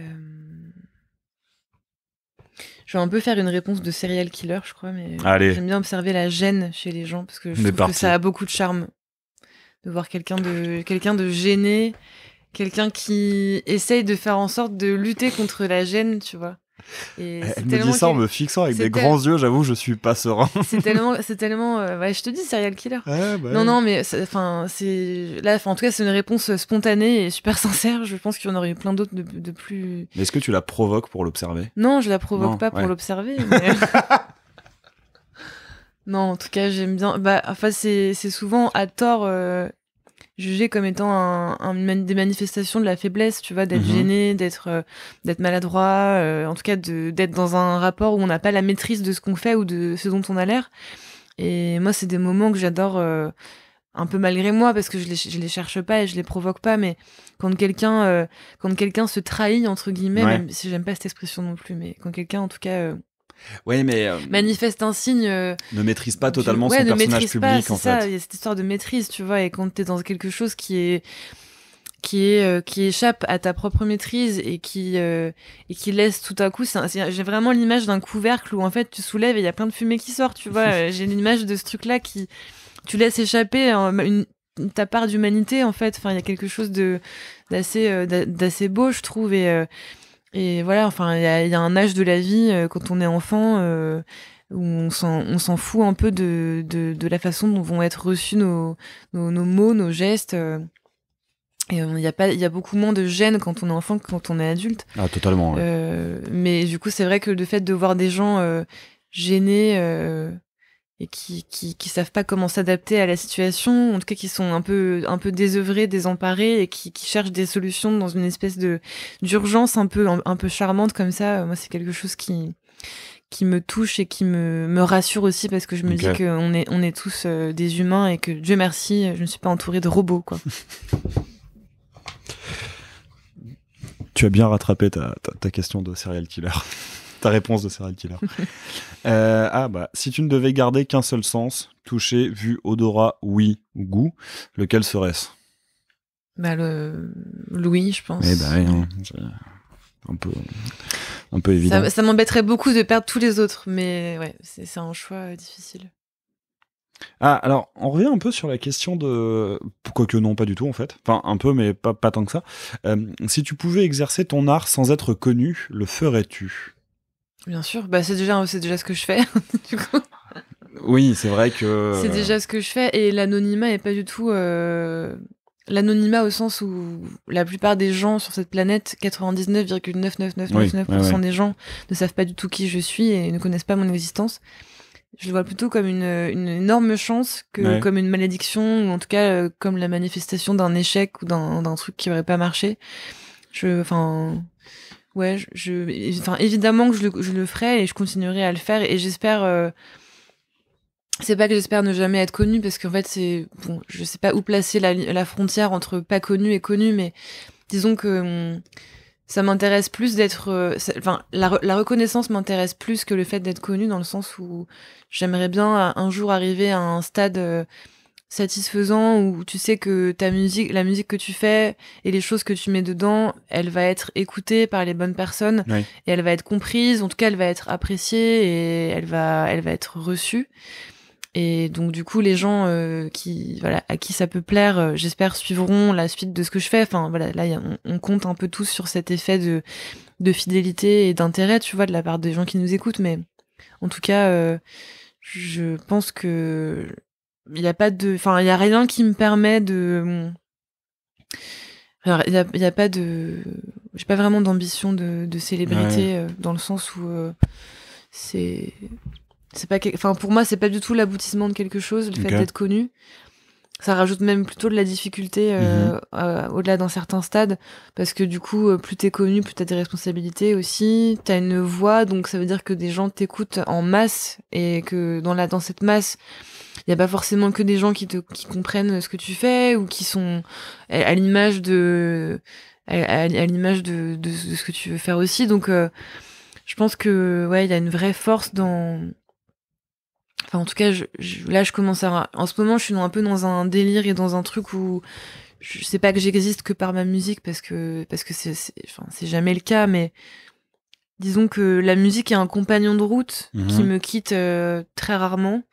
Et c'est une espèce de refuge dans lequel je peux mettre tellement de choses de ma vie et de ma personnalité et de mon moteur et de plein d'autres choses que rien que ça me suffit déjà, en fait. Tu vois, la petite maison gonflable pas gonflable, mais déshydratée, dont on parlait au tout début de cette émission. La musique, c'est un peu ça pour moi. Ça me permet d'être un peu chez moi. Si j'ai ça me permet d'être chez moi à peu près n'importe où, n'importe quand. Et du coup, le fait d'être connu et la présence la présence d'une tierce personne là-dedans, elle est que secondaire, je crois. Alors du coup, il y a quand même, ça me fait penser à une question. Est-ce qu'il y a il y a quand même une salle où tu rêverais de te présenter, enfin une salle où tu rêverais de faire un concert, de te produire. Il y a plein de salles de rêve dans le monde. Ce serait pas forcément en termes de grosseur. Il y a une salle à laquelle je suis assez attachée, mais pas spécialement pour des raisons pour des raisons spéciales ou quoi, mais j'aime beaucoup le Trianon pour y avoir vu des concerts vraiment particuliers pour moi, dont celui de Mark Lanegan, qui est une des fois où je l'ai vu en concert et où c'était absolument magique, avec les Membranes en première partie d'ailleurs, qui était très cool. Et donc le Trianon, c'est une très belle salle dans laquelle ça doit être absolument génial de se produire, parce que t'as vraiment cet esprit un peu théâtre à l'ancienne. Et après, moi j'aime bien les lieux un peu chargés d'histoire aussi, d'histoire beaucoup plus vieille que celle du Trianon. Donc il y a des châteaux dans lesquels j'adorerais jouer, tu vois. Enfin, pour avoir là fait des concerts, notamment l'année dernière dans des caveaux médiévaux, dans des cloîtres, des trucs comme ça. Moi, ça, c'est totalement ma came. Donc, il y a plein d'endroits dans lesquels je rêverais de faire des trucs comme ça. Il y a la photo qui sera la pochette de mon album a été prise dans un endroit où j'aimerais beaucoup faire un concert, mais je peux pas trop pour l'instant. Je peux te l'expliquer, mais je peux pas te le montrer. Bien sûr. Mais c'est dans une chapelle en ruine qui est nichée au sommet d'une montagne, et ça, pour le coup, c'est totalement ma came. Et Saint-Eustache, ça te dirait? Oui, Saint-Eustache, ça te dirait? Ouais, ou Saint-Eustache. En plus, il y a un super festival, là-bas. Il y a des super concerts annulés aussi, mais pour des raisons un peu. Voilà, mais Big up à Anna von Oswolf, quand même. Quel élève étais-tu à l'école? Il y a des questions qui reviennent beaucoup, hein. Ouais. Pas sûr par rapport aux épisodes. Quel élève j'étais à l'école? J'étais une élève plutôt réservée et le moment où j'étais à l'école, ouais, j'aurais fait un peu n'importe quoi pour rentrer dans les rangs et pour pas avoir les oreilles qui dépassent, ni dire aucun mot plus fort qu'un autre. J'ai des souvenirs assez marquants de mon arrivée à l'école primaire pour plein de raisons, parce que en fait j'avais passé tout mon été, l'été de mes 5 ans à dévorer mes premiers livres, et j'avais appris à lire, mais en mode acharné, de la life, et du coup, quand j'ai compris qu'en fait c'était pas forcément le cas de tout le monde, ça a un peu jeté un froid, parce que je me suis dit attends, mais du coup les gens ils ont fait d'autres trucs de leurs vacances, et ça n'intrigue personne de savoir ce que ça représente, ces traits et ces ronds sur des feuilles blanches avec des images autour. Et en fait, en plus j'étais il y a tout un délire autour de ça. Il m'avait fait passer des tests sans le dire à mes parents. Enfin bon, bref, il voulait me faire sauter une classe dès la première semaine de CP, et ce qui est pas du tout une fierté. Enfin, je raconte pas du tout ça pour mon horoscope HPI, ascendant hypersensible. Évidemment, je ne suis pas du tout HPI, mais en tout cas, c'était une époque où il y avait un petit traumatisme de l'enfant frisé que j'étais sur cette rentrée de CP. Donc après ça, disons, ça m'a quand même encore plus calmée. Ouais. Et j'étais une élève qui était plutôt dans le haut du panier en termes de notes, parce que même si j'aimais bien rien foutre, j'aimais quand même encore plus avoir des bonnes notes. Oui. Donc j'arrivais toujours à me débrouiller pour que, en faisant le moindre effort, en faisant un minimum d'efforts, il y a un maximum de résultats. J'aime mes petites techniques, mais j'étais plutôt une élève studieuse et assez lambda et assez standard, je crois. Okay. J'ai pas d'histoire géniale à raconter sur. J'étais une élève super intéressante qui était paumée dans ses livres. Est-ce que du coup, t'as appris à lire toute seule? Genre, c'est pas tes parents qui se sont dit on va prendre un peu d'avance et on va t'apprendre à lire, c'est genre toi qui t'es démerdé pour apprendre à lire? Disons que j'ai essayé je pense que j'ai forcément été guidée à un moment. En tout cas, tu sais, t'apprends en maternelle, t'apprends quand même des lettres et tout, donc t'apprends des syllabes un petit peu. Après, tu les mets bout à bout. Enfin, voilà. Et puis 25 ans plus tard, tu te retrouves dans un 9 mètres carrés et tu te fais 1 heure de musique en 1 minute de temps. C'est donc pas forcément une chose. Si tu pouvais être incollable sur un sujet, lequel choisirais-tu? J'ai tellement de réponses, mais très très bêtes, qui me viennent sur des. Vas-y, donne. Non, j'aimerais bien être incollable sur. Alors en fait. Sur les rois RN d'Europe, pour pouvoir discuter avec Stéphane Bern. Discuter sur les forums Secret d'Histoire TV avec Stéphane Bern. En tout cas, avec son community manager qui doit des fois se dire mais qu'est-ce que je fous là, quoi. Non, devenir incollable sur un sujet. J'aimerais bien un jour arriver à ce degré de d'aisance culinaire où tu connais tous les trucs et astuces et où tu peux vraiment genre dégainer des méga recettes avec 3 fois rien, et genre savoir précisément comment cuire tel aliment, tel légume, tel poisson, tel truc. Donc ça, c'est un truc que j'aimerais bien. J'aimerais bien aussi être incollable sur la géographie, parce que je suis un peu nulle en géographie. C'est-à-dire que pas plus tard qu'hier soir, on a eu une grosse discussion. Alors, moi, j'étais spectatrice de cette discussion, mais je me suis ralliée à une cause un peu au pif. Une discussion autour d'une bière où quelqu'un pensait que l'Allier était en Bourgogne. Voilà, donc ne serait-ce que le rapport entre départements et régions de France, je pense qu'il y a plein de régions, il y a plein de départements que je ne saurais même pas situer en France. D'accord, oui. Donc ouais, c'est mon gros talon d'Achille. C'est mon gros talon d'Achille de grosse honte un peu. Mais comme la plupart des gens. Je sais pas, tu vois. Moi, je pense qu'il y a En vrai. Moi, je sais placer Paris, la Seine-Saint-Denis, éventuellement l'Isère, et puis ça s'arrête là. Et la Loire-Atlantique. J'ai souvenir de ces. Je sais plus dans quoi on récupérait ça, tu sais, des aimants, des magnets de frigo avec des départements. C'était dans les paquets de nuggets et de cordons bleus. Ah putain, ouais, donc ça remonte à très très très longtemps, à une époque où on pensait que manger des cordons bleus c'était bon. Cordons bleus c'était bon pour la santé. Non mais moi j'ai vraiment ces images d'aimants de départements en tête. Mais moi je les aurais mis alignés sur mon frigo, tout pour ne pas avoir à les placer au bon endroit en fait. Enfin, Ouais, et puis là, le seul truc qui fait que je me bouge un peu, c'est dès qu'on doit trouver des dates de concert et qu'il faut un peu être pragmatique et avoir l'esprit pratique pour pas passer 300 ans à booker ta petite tournée. Mais en tout cas, ouais, la seule fois où j'ai dû le faire, ça m'a obligé à me pencher sur les méandres de Google Maps. Oui. Donc la géographie, ouais, un peu plus d'encyclopédie dans la tête, ça me ferait pas de mal, je pense. Si tu pouvais changer quelque chose à ton caractère.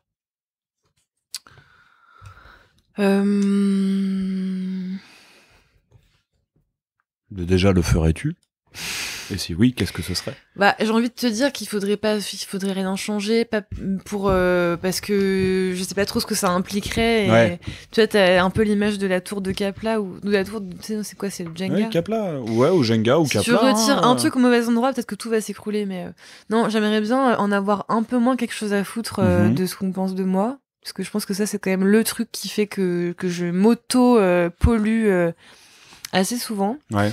Donc ouais, peut-être la petite partie du réseau qui concerne le fait de se comparer et de se trouver enfin de se placer soi-même sur l'échiquier des autres et tout, savoir ce qu'on pense de moi, machin. Ouais. Je pense que ça c'est un truc qui sert vraiment à rien, enfin qui sert pas à rien. Je pense que le fait de se On comparer... est des animaux sociaux, donc ouais, je bien pense sûr, que tout mais... le monde est tributaire de ce que pensent les autres de lui. Ouais, et, moi c'est quelque chose qui en tout cas j'ai un côté un peu je peux avoir un gros côté ce que les anglo-saxons appellent people pleaser, tu vois, de oh regarde comment je me suis pliée en 4 pour que les choses soient bien pour soi et nul pour moi.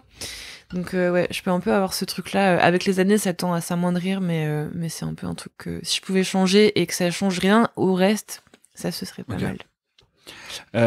Tu peux organiser la soirée de tes rêves. À quoi est-ce qu'elle ressemblerait ? Donc le lieu, la thématique, les gens. Franchement, ce serait dans un château, ouais, dans les ruines d'un château. Non, en vrai, je pense que ce serait la soirée de mes rêves. Déjà, il y aurait... Bah, attends, je réfléchis parce qu'il y a beaucoup d'éléments. Bah, à la fois, en fait, ce serait une soirée super simple, je pense. Genre en mode soirée pyjama avec tous mes copains. Ok. Un peu la team de mes 30 ans, tu vois. Ok. À très peu de choses près. Donc, il y aurait le même casting dont tu as fait partie d'ailleurs ce fameux week-end. Oh bah. Au bord de la playa. Au bord de la plage. Vamos à Trouville. Vamos à Trouville. Il y aurait un peu le casting Trouville avec... mais en mode vraiment soirée pyjama, genre un énorme matelas et des gens vraiment qui ramènent leur vrai pyjama et on regarde et on se fait un truc cool à bouffer et genre on boit des petits grogs après le repas, des petits grogs devant un bon film et ouais. Et après la soirée, ça peut pas être le lendemain matin, mais avec la perspective de faire de la musique le lendemain, disons. Okay. Ça, je triche un peu sur ma réponse. Non, mais c'est... Mais ouais, en tout cas, être au même endroit que des gens qui comptent pour moi, avec de la bonne bouffe, un film qui comporte des châteaux et des chevaliers, et puis de la musique et des boissons chaudes et alcoolisées, ça me suffit déjà. Puis Jean Reno et... Jean Reno et Christian Clavier. Non, ou ça marche aussi avec Ron Perlman et Sean Connery, du coup, pour d'autres films. Ouais, mais... Pour d'autres films, pour les châteaux. Ouais. Ça marche en tout cas. Et il y aurait le même voisin qu'à Trouville ou on ferait sans lui. Mais cette intervention de ce gars, ouais, bah, du coup, je sais pas s'il nous écoute. Franchement, s'il nous écoute, ce serait inquiétant sur sa capacité à retrouver notre trace. Mais effectivement, on avait eu une mésaventure d'ordre public, trouble à l'ordre public et de voisinage, de quelqu'un qui avait pas du tout apprécié la présence de tous ces humains en face de chez lui, de tous ces jeunes de banlieue. Jeunes de banlieue, il nous avait dit. Il nous avait demandé de retourner dans nos HLM, ce qui était assez drôle vu que personne n'avait jamais vécu dans un HLM parmi toutes les personnes. Enfin si, mais personne ne vivait plus dans un HLM en tout cas. C'est ça. Bah écoute, j'aimerais revoir ma Normandie, mais sans ce gars en tout cas. J'aimerais. Je comprends. Il était. Mais bon, comme j'ai dit, au moins, tu vois, si tout s'était bien passé, on aurait dit super week-end, on en aurait parlé pendant 2 semaines. Mais peut-être qu'en fait, ce gars était, tu vois, il a peut-être des frustrations, peut-être que lui non plus, il connaît rien en géographie, et que en fait, c'est quelque chose qui le ronge. En fait, il était en train de bosser sa géographie, on a fait du bruit à côté. Il était en train de réviser son Google Maps et ses départements, et il s'est dit, mais putain, je suis sûre que ces mecs, ils pensent que l'Allier, c'est en Bourgogne. Je vais aller les insulter. Si tu pouvais rajouter une matière enseignée à l'école, laquelle serait-ce ? Et c'est la dernière question, putain. Je suis obligée de te demander, et toi sur celle-là alors ? Oh non, pas forcément. Une matière de plus enseignée à l'école. Mais tu peux aussi. Je pense. Le et toi, c'est pas une obligation, c'est si ça t'intéresse en fait. Oui, mais ça m'intéresse, mais en fait, à chaque fois, depuis tout à l'heure, à chaque fin de réponse, je me dis putain, je vais pas demander et toi. Mais. Puis en plus, à la fin, tu peux piocher des questions. Donc. Oui. Bon. Une matière enseignée à l'école. Bah, en plus, là, c'est un peu le pire moment pour demander, parce qu'il y a déjà tellement de réformes en cours et les profs et les enseignants et les instituts, on leur. On n'en parle pas. Ouais. Je pense qu'on leur. Je sais pas comment ils tiennent le coup, mais j'ai l'impression qu'il y a il y a des sacrées propositions dans les tuyaux qui pour qui que ce soit, rajouter une matière enseignée à l'école. Je pense que ce serait, c'est pas vraiment une matière, mais le tourisme, enfin le patrimoine, le fait d'être curieux à ce qui nous entoure et donner envie d'aller visiter des trucs et. Mais qui sont proches donc du coup. Ouais, voilà, genre une matière qui serait un peu une espèce de, c'est une matière qui se fait dehors un peu, genre. Ouais. Mais pas un truc ponctuel, parce que on a tous fait des sorties avec les profs. Bah, c'est ça, ouais. Dès qu'ils pouvaient, je pense que nos profs nous ont tous emmenés. D'ailleurs, à Provins, le caveau médiéval où j'ai joué, je suis quasiment sûre que je l'ai visité. Tu vois duquel je parle. Donc... Je suis quasiment sûre que je l'ai vu quand j'étais à l'école en primaire. On a forcément dû aller à Provins, mais non, mais ouais, un truc vraiment, une matière où on sait que chaque semaine on visite un truc. Et on va se faire un musée, on va se faire un lieu de patrimoine. Enfin voilà, là du coup, je commence par Stéphane Bern et je finis par Stéphane Bern, mais en tout cas, une matière qui nous rend curieux, des choses qui sont déjà à côté de nous, mais qu'on verrait pas forcément s'il y avait pas quelqu'un pour nous les montrer. Ok. Et toi ? Et moi, c'est simple, des vrais cours d'éducation sexuelle. Ouais, j'avoue. Genre mais et alors ça, et dès la primaire, clairement, et parce que je pense qu'en fait sur ce genre de questions, les gamins sont capables de tout comprendre du moment qu'on leur explique bien et qu'on leur explique avec bienveillance, et donc qu'on leur explique et pas les cours en fait, parce que je me souviens de moi des cours d'éducation sexuelle que j'ai où c'était catastrophique quoi, où j'ai des profs moi j'en avais pas, on avait des intervenants plutôt très ponctuels, des intervenants en fait. très ponctuels, mais avec des intervenantes qui nous disaient limite, mais les garçons, ne vous masturbez surtout pas, faut pas faire ça, vous n'en avez pas besoin, et puis et avec en fait avec un rapport toujours assez honteux au sexe. Ouais, je vois ce que tu veux dire. C'était un peu pareil. Moi, je pense que c'était pareil, voire pire pour les nanas. Mais... C'est ça, exact. J'imagine même pas. Et voilà, et un truc où on parle. Alors, j'imagine même pas. Je pense que s'il y a des gens qui entendent ce podcast et qui sont plutôt à la droite de la droite, ils vont dire mais il y a des gens qui veulent apprendre à nos enfants à se masturber. Non, je dis pas ça, mais juste oui, des fois tu touches à cet endroit, ça te fait du bien, c'est pas grave. Évite juste de le faire en public, tu vois. Et puis une vraie éducation au consentement, ce genre de choses, aux différentes orientations sexuelles, et aussi aux orientations comme la sexualité, comme les gens qui n'ont pas du tout de désir. Enfin, vraiment, tu vois, elle apostrophe asexualité. Oui, c'est ça. Là, elle apostrophe asexualité. Enfin, que les mômes en fait arrivent un peu moins désemparés à l'âge adulte, où globalement tout ce qu'ils savent c'est que une verge ça se plante dans un vagin et ça fait des bébés, et il y a des gens ils font pas pareil mais ils sont un peu bizarres. J'ai généralise énormément, mais je pense que les choses se passeraient peut-être un peu mieux si on avait si l'éducation nationale prenait un peu plus ça oui, s'il y avait du temps, on en revient aussi à la question tout à l'heure, du temps et de l'argent en plus, en tout cas des choix sérieux à faire pour effectivement avoir ça, parce que je pense que en fait le sujet il est abordé sans être abordé, c'est-à-dire que dans le cadre d'un cours de SVT, alors moi ces souvenirs que j'en ai, c'est soit des choses très scientifique en fait, mais pas du tout avec le lexique adapté aux pré-ados qu'on était, en tout cas un sujet un peu survolé dans une espèce de gloussement général évidemment en plus, donc qui n'aide pas forcément à ce que le message passe. Donc voilà, quand t'as un prof qui, en tout cas moi, enfin celui dont je parle était vraiment pas très concerné par le truc et ça se voyait on lui avait pas forcément donné non plus les outils pour le faire. Donc en fait t'ouvres ton bouquin, t'as le programme où tu vois t'as un dessin d'utérus, t'as un dessin de truc et on te dit bah voilà en gros ça marche comme ça, démerdez-vous. C'est sûr que c'est un peu scandaleux d'appeler ça un cours d'éducation sexuelle. C'est ça, ouais. Maintenant je pense qu'il y a eu des interventions alors moi j'ai des souvenirs assez flous plutôt de collège, parce qu'au lycée je crois que c'était même totalement absent des programmes. Moi au lycée j'avais eu un truc, mais j'ai souvenir en tout cas plutôt en tout cas des choses qui touchaient à la, enfin l'insistance de l'époque. Alors moi mon collège c'était dans les années 2000 quoi, ouais, fin des années 2000, enfin milieu des années 2000.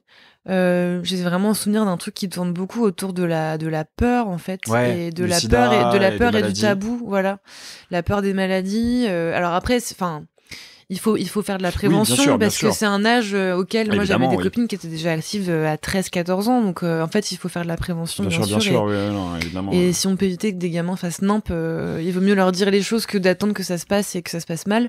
Donc je te rejoins là-dessus. Je suis assez d'accord. Primaire je sais pas, mais en tout cas c'est sûr que le plus tôt possible c'est le mieux.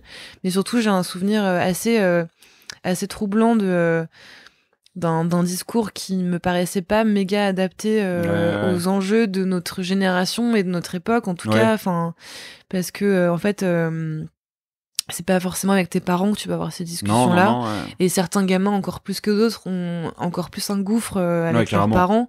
Moi, perso, j'en ai pas trop parlé avec les miens parce que c'est pas une demande qui émanait de moi, et puis ça m'a pas été proposé spontanément. Je pense aussi par pudeur, tu vois, ce qui est normal, et enfin ce qui me paraissait pas choquant à ce moment-là.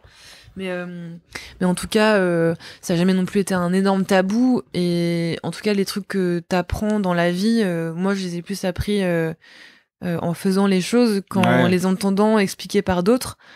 Donc c'est vrai que ta réponse, elle est assez juste dans ce sens-là. C'est que il y a peut-être des choses, enfin, c'est quelque chose d'essentiel et qui fait partie de la vie à différents degrés selon les gens, mais en tout cas qui accompagne beaucoup de rites de passage de l'adolescence au début de vie d'adulte, en tout cas, parce que on en parlait avec une amie de mon frère, d'ailleurs, que je salue, qui s'appelle Marguerite Boutroll, et qui vient de sortir une formidable première BD qui s'appelle Fresh, et qui est, que j'ai trouvé géniale, aussi bien la fille que la BD d'ailleurs, mais et qui justement parle beaucoup de cette question du rite de passage et du consentement, et de jusqu'où on est prêt à aller en fait pour se faire accepter et pour faire les choses de manière considérée comme normale.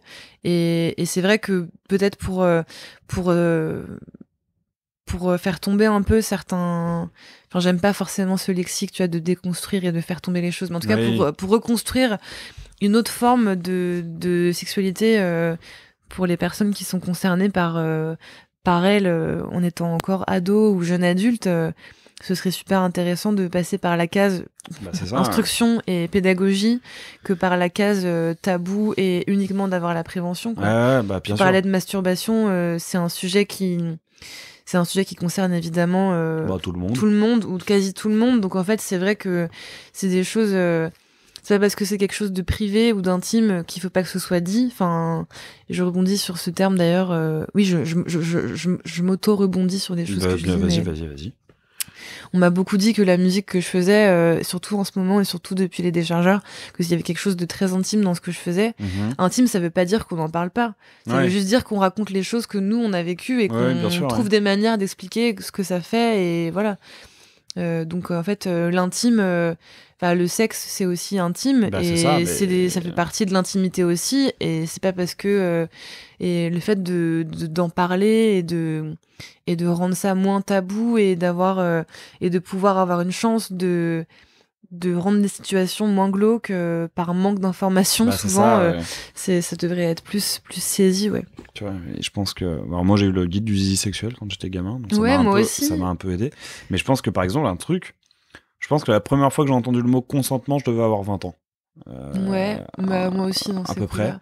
Après, je pense que c'est... Et je pense qu'on peut toujours s'adapter à l'âge, parce que je pense que rien qu'en primaire, par exemple, tu peux déjà commencer à parler de masturbation, surtout que t'as des gamins qui se masturbent déjà à cet âge-là, hein, faut pas se mentir. Enfin, moi, je pense que bon, c'est très perso là, mais je pense que j'ai commencé globalement en primaire. Et en plus de ça, c'est de visualiser qui dans les gens que je connais va écouter ce podcast. Ouais, je moi répondrai aussi, pas à cette question. Je l'enlèverai peut-être. Mais tu vois, le consentement, tu peux déjà en parler en disant, bah non, en fait, tu soulèves pas la jupe des filles parce que c'est pas drôle et parce qu'elle a pas envie et parce que ça la met mal à l'aise. Et puis de toute façon, et tu vois, de prévenir en tout cas les tentations des comportements. C'est ça, ouais. Et pareil, alors tu dois te tenir la main dans la queue, mais tu peux dans la queue quand tu montes en classe ou quand tu vas à la cantine, mais je sais pas, à parler de ce genre de choses, quoi, de dire est-ce que je peux te tenir la main, avoir ce genre de choses, de poser la question et tout, et poser vraiment la limite de ce qui est acceptable de la part des adultes ça, aussi. Et puis, totalement. Ouais, putain, si je me souviens d'un truc d'un truc alors c'était plus, c'était un peu d'éducation sexuelle, mais c'était aussi un peu, mais pareil, c'était vraiment sous le prisme de faire gaffe à ce que les adultes peuvent vous faire. C'était une espèce de programme de sensibilisation, je crois que c'était québécois, avec une chanson, mais et toutes les personnes qui l'ont vu s'en souviennent. Ça faisait « Mon corps, c'est mon corps, ce n'est pas le tien. Tu as ton corps à toi, alors laisse-moi le mien. » Et ça ne parlait... Alors, les personnes qui écoutent ne voient pas la tête de Jacques en train de chanter cette chanson en me fixant et en faisant des mouvements de gauche à droite. Avec les yeux écarquillés et un grand sourire. Ouais, je l'ai vraiment fait en mode c'est un tout petit monde de Disneyland. Oui, c'est vrai. It's a small world. C'est un peu, et vraiment, creepy. Et en plus de ça, je crois que c'est suite à ça parce que j'ai eu une peur d'être enlevé quand j'étais gamin. Et je crois que c'est suite à ça, parce que ça ne parlait que de non, mais si un homme vous demande de l'aider à retrouver son chien, il faut pas y aller parce que ça peut être une technique pour vous enlever. Et puis si un homme vous offre des bonbons, faut pas en prendre parce que ça peut être une technique pour vous enlever. Oui. Et vraiment, j'étais en mode ok, mais en fait, tous les hommes veulent nous enlever. Qu'est-ce que c'est que ce truc, putain. Donc voilà, c'était assez. Donc ouais, je pense que des cours d'éducation sexuelle. À la fois, la façon dont on parle, c'est pas du tout drôle. Enfin, ça parle d'un sujet qui est pas du tout drôle, mais la façon dont tu en parles rend le truc a posteriori rend le truc drôle. C'est ça. Moi, j'étais plutôt du genre à fuguer et dans l'extrême inverse. C'est ça. C'était un peu. J'ai eu une grosse phase étant même très très petite, Anywhere But Home. Mais voilà, je pense que ma mère, en écoutant ce podcast, aura des très bons souvenirs de flips pas du tout graves sur des fugues d'enfants très petits. Mais en tout cas, moi j'ai un souvenir. Je pense à ça en entendant ta merveilleuse comptine creepy. C'est pas moi. On était en maternelle et on avait, pour le coup, c'était pas du tout dans le cadre d'une sensibilisation ou quoi, mais c'était une chanson qui, je pense, chantée par des enfants, n'a pas du tout le même sens que lorsqu'elle est écoutée par un public de parents et de profs. On avait chanté, c'était à la MJC de Colombes, on avait chanté une chanson, je crois que c'était de Henri Dess, qui s'appelle... Non, c'était Pierre Perret ou Henri Dess, putain, je sais plus. Qui s'appelle La Fessée. Pierre Perret, je pense. C'est Pierre Perret. Je pense que c'est plus Pierre Perret. On vérifiera. Ouais, moi j'aime bien. Putain, si jamais quelqu'un veut couper cet extrait et n'avoir que ça en jingle, je pense que ce sera peut-être fait. Moi j'aime bien la fessée, ça me chatouille, ça me chatouille. Moi j'aime bien la fessée, ça me chatouille toute la journée. Et il y avait une succession comme ça d'exemples de fessées, le matin, le midi, le goûter, le soir et tout, mais toujours accompagné d'une différente fessée. Et cette chanson, tu vois, la preuve c'est que c'est un maternel, donc 25 ans plus tard, je me rappelle encore.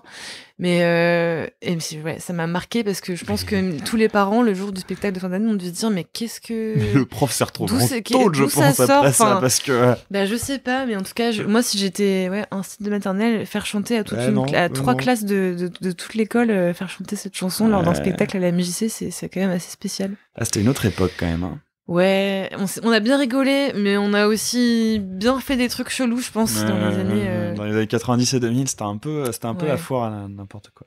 Et écoute, comme je disais, c'était la dernière question. Merci, tu peux maintenant piocher 3 questions et en choisir une, si tu le veux. C'est écrit à la main ou alors... Ah non, à l'ordi et tout. Alors, as-tu déjà dû faire un choix qui a totalement changé ta vie ? D'accord, donc toi tu pioches 3 questions et tu poses 3 questions. Très bien. Non, mais en fait, chacun fait vraiment ce qu'il veut. Oui, sûrement, très certainement. Le mec répond juste oui ou non, en fait. Non, un choix après m'avoir entendu parler. Un choix qui a radicalement changé ma... Enfin, Vous pouvez répéter la question. Vous pouvez répéter la question. As-tu déjà dû faire un choix qui a totalement changé ta vie? Ouais, en fait, je pense que c'est là qu'est la nuance. Je pense pas que j'ai dû faire un choix qui a totalement changé ma vie. Je pense que j'ai fait des choix qui ont totalement changé ma vie, mais qu'il n'y a jamais eu cet aspect du devoir et cet aspect de j'ai pas le choix, en fait. Ouais, je vois ce que tu veux dire. Justement, enfin, c'est pas un choix, mais ce truc de je dois faire ça parce que sinon, c'est la merde. Mais sinon, je pense que oui, bien sûr, j'ai fait plein de choix qui ont un peu changé ma vie. Et en même temps, j'ai une vision très... C'est pas que je crois forcément au destin, mais par exemple, tu vois, il y a un truc qui m'a marqué, que j'ai emménagé il y a un peu plus d'1 an à Saint-Denis en coloc, et c'est ce moment-là que j'ai quitté le nid familial. Et plein de gens autour de moi disent « Waouh, ça a dû changer un truc de fou dans ta vie, t'as dû voir un changement radical. » Moi, je dis « Non. Enfin, non, j'ai juste déménagé, quoi. Enfin, maintenant, j'habite en coloc, j'habite plus chez mes parents, mais c'est pas un gros changement, tu vois. Je pense que j'ai un rapport à ma vie qui fait que je ne perçois pas forcément les gros changements, en fait. Et que j'ai quelque chose de très... je laisse peut-être un peu trop, même, les choses couler sur moi, et je suis en mode bon, bah voilà, enfin, c'est comme ça que ça se passe. Il y a jamais eu de... J'ai jamais eu de... Mais peut-être qu'il faudrait que je fasse ce genre de choses qui changent radicalement, de décision vraiment du jour au lendemain, changement radical. Est-ce que tu dirais que la baffe du crapaud n'atteint pas la blanche colombe? Il dit qu'il voit pas le rapport. Non, parce que tu parles des choses qui t'atteignent pas. Oui, non, après, non, si, après, je me laisse facilement atteindre par les gens et par ce que les gens peuvent dire de moi, et je peux facilement m'emporter. Tu le sais. Mais en tout cas, les changements, je le sais, tu t'es pas spécialement emporté. Non, c'est vrai que je me suis jamais trop spécialement emporté. Non, mais quand on parle de certains sujets, un peu, je peux m'enflammer. Dans ce sens-là, oui, tu es ardent. Mais ça, je suis ardent. C'est parce que tu es lion, ascendant HPI et lune en colérique, mais non, mais je pense que nos amis amateurs d'astrologie apprécieront. Ouais, les astrologues en PLS. C'est bien, on s'est mis tout le monde à dos. Non, mais en plus pour le coup, je suis parenthèse, je suis une mauvaise langue parce que je suis fascinée par le thème de l'astrologie, à vrai dire, mais plutôt comme un espèce de truc que je comprendrais, je pense, jamais totalement, ouais. mais qui me fascine parce que ça remonte à loin et que ça va chercher très loin, mais ça raconte quelque chose de nous en tant qu'humains qui est assez marrant, quoi. Enfin, c'est comme toutes les croyances. Oui, c'est ça. Voilà. Bref, mais en tout cas, ouais, je pense que de ce que tu décris, t'es plutôt dans la mobilité douce et dans les changements progressifs que dans quelque chose. T'as pas forcément besoin de ce côté radical. Non. Ou de ce côté choix de vie soudain avec vraiment un événement qui va changer le cours des choses. C'est un peu ça, ouais. C'est une petite éloge de la lenteur, ce que tu nous dis. Exact. Ah ouais, mais j'aime beaucoup la lenteur et j'aime beaucoup l'ennui. J'adore l'ennui, putain, c'est formidable. Ta longue chevelure parle pour toi, tu prends le temps de laisser pousser les cheveux. Exactement, c'est ça va faire 10 ans que j'ai la même coupe de cheveux parce que c'est les cheveux longs et puis j'ai pas envie de changer, quoi. Si tu veux en repiocher une, peut-être on peut allez. On peut on est déjà sur l'épisode le plus long de l'histoire de l'histoire. Es-tu quelqu'un d'audacieux? Non. Bah non, du coup, en fait. Alors j'allais dire par corollaire, mais non, c'est pas ça. Enfin si, un peu par corollaire à ce que je viens de dire. Je pense pas être quelqu'un de très audacieux, non. Enfin, ça demande à définir l'audace, mais j'ai jamais été casse-cou. J'ai jamais été. Non, et puis je suis pas très courageux. J'ai du mal à demander de l'aide. Enfin, je sais pas. Ouais, non, je pense pas être très audacieux. Je crois que j'ai déjà répondu à cette question dans un des précédents épisodes. Donc, non, mais je dis pas ça, mais du coup, je me dis ça à moi en essayant de me rappeler de ta réponse. Ouais, ma réponse. Mais non, je pense pas. Ce sera la réponse de fin. Du coup, en tout cas, encore merci pour ta participation. Merci d'être venu, d'avoir accepté mon invitation dans Aléatoire. Merci. Pardon d'avoir fait un épisode de 4 heures. Non, mais trop pas. Moi, j'adore ça. Plus c'est long, plus je trouve ça bien. J'ai quand même une dernière question, qui est la question que je pose à tous les invités. Quelles seraient 2 personnes que tu aimerais entendre dans Aléatoire? Une personne plutôt accessible, une personne un peu plus top level, inaccessible. Laisse-moi réfléchir. J'essaie de chuchoter, mais c'est pas du tout. Tu sais que je peux couper. Laisse-moi réfléchir. Ouais, attends. Putain. En plus, je savais que cette question allait arriver, mais j'ai pas du tout. Bah oui, parce qu'en plus, je sais que pour le coup, toi, t'as déjà écouté plusieurs épisodes, donc en soi. Ouais, putain. Ah, je sais. Ok. Attends, non, je sais pas. Ah, dommage. Il y en a une que je sais pour accessible. Mais... Ok. Parce que je pense que t'as pas prévu de la faire a priori. Bah du coup. C'est quelqu'un que tu connais pas, je pense. Ah, ok. Mais qui est accessible. Ok.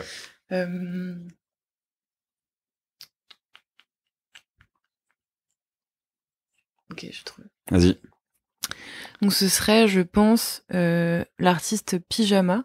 Ok. Pauline de Tarragon. Ok, que je connais pas effectivement. Que tu connais pas, mais qui est, je pense, accessible. Okay. Enfin, en tout cas, si tu fais la petite tradition de l'identifier sur tes stories de fin d'épisode, à mon avis, elle le verra et peut-être elle répondra, j'espère. J'aime bien le elle le verra. Hein non, donc ouais, ce serait ma première idée parce que j'ai d'autres personnes en tête, mais je pense que tu as déjà prévu de les voir. Du genre. À mon avis, Léa Jacques Tallest. Oui. Parce que c'est quelqu'un que j'adore écouter parler et que je pourrais écouter parler pendant très très très très longtemps.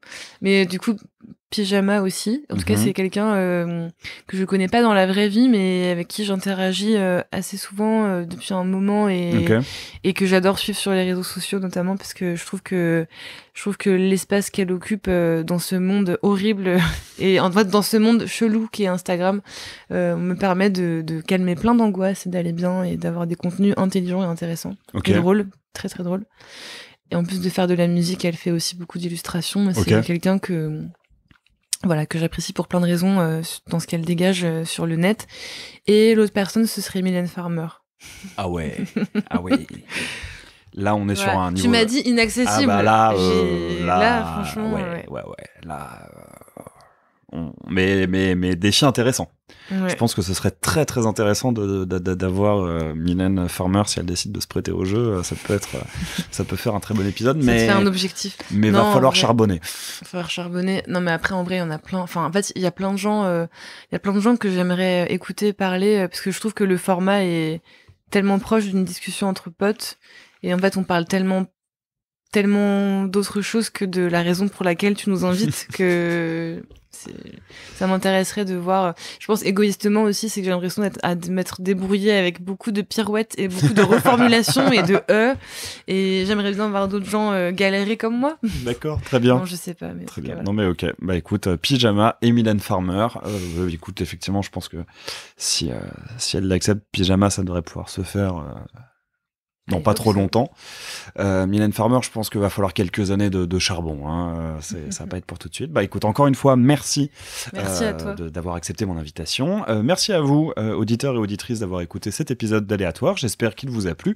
N'hésitez pas à me le faire savoir. Vous pouvez retrouver Aléatoire sur Instagram et sur Twitter avec le @aléatoire_S. Donc voilà, aléatoire_S, c'est le même sur Twitter et sur Instagram, et vous pouvez aussi me le faire savoir en notant l'épisode sur la plateforme de podcast de votre choix. Au prochain épisode.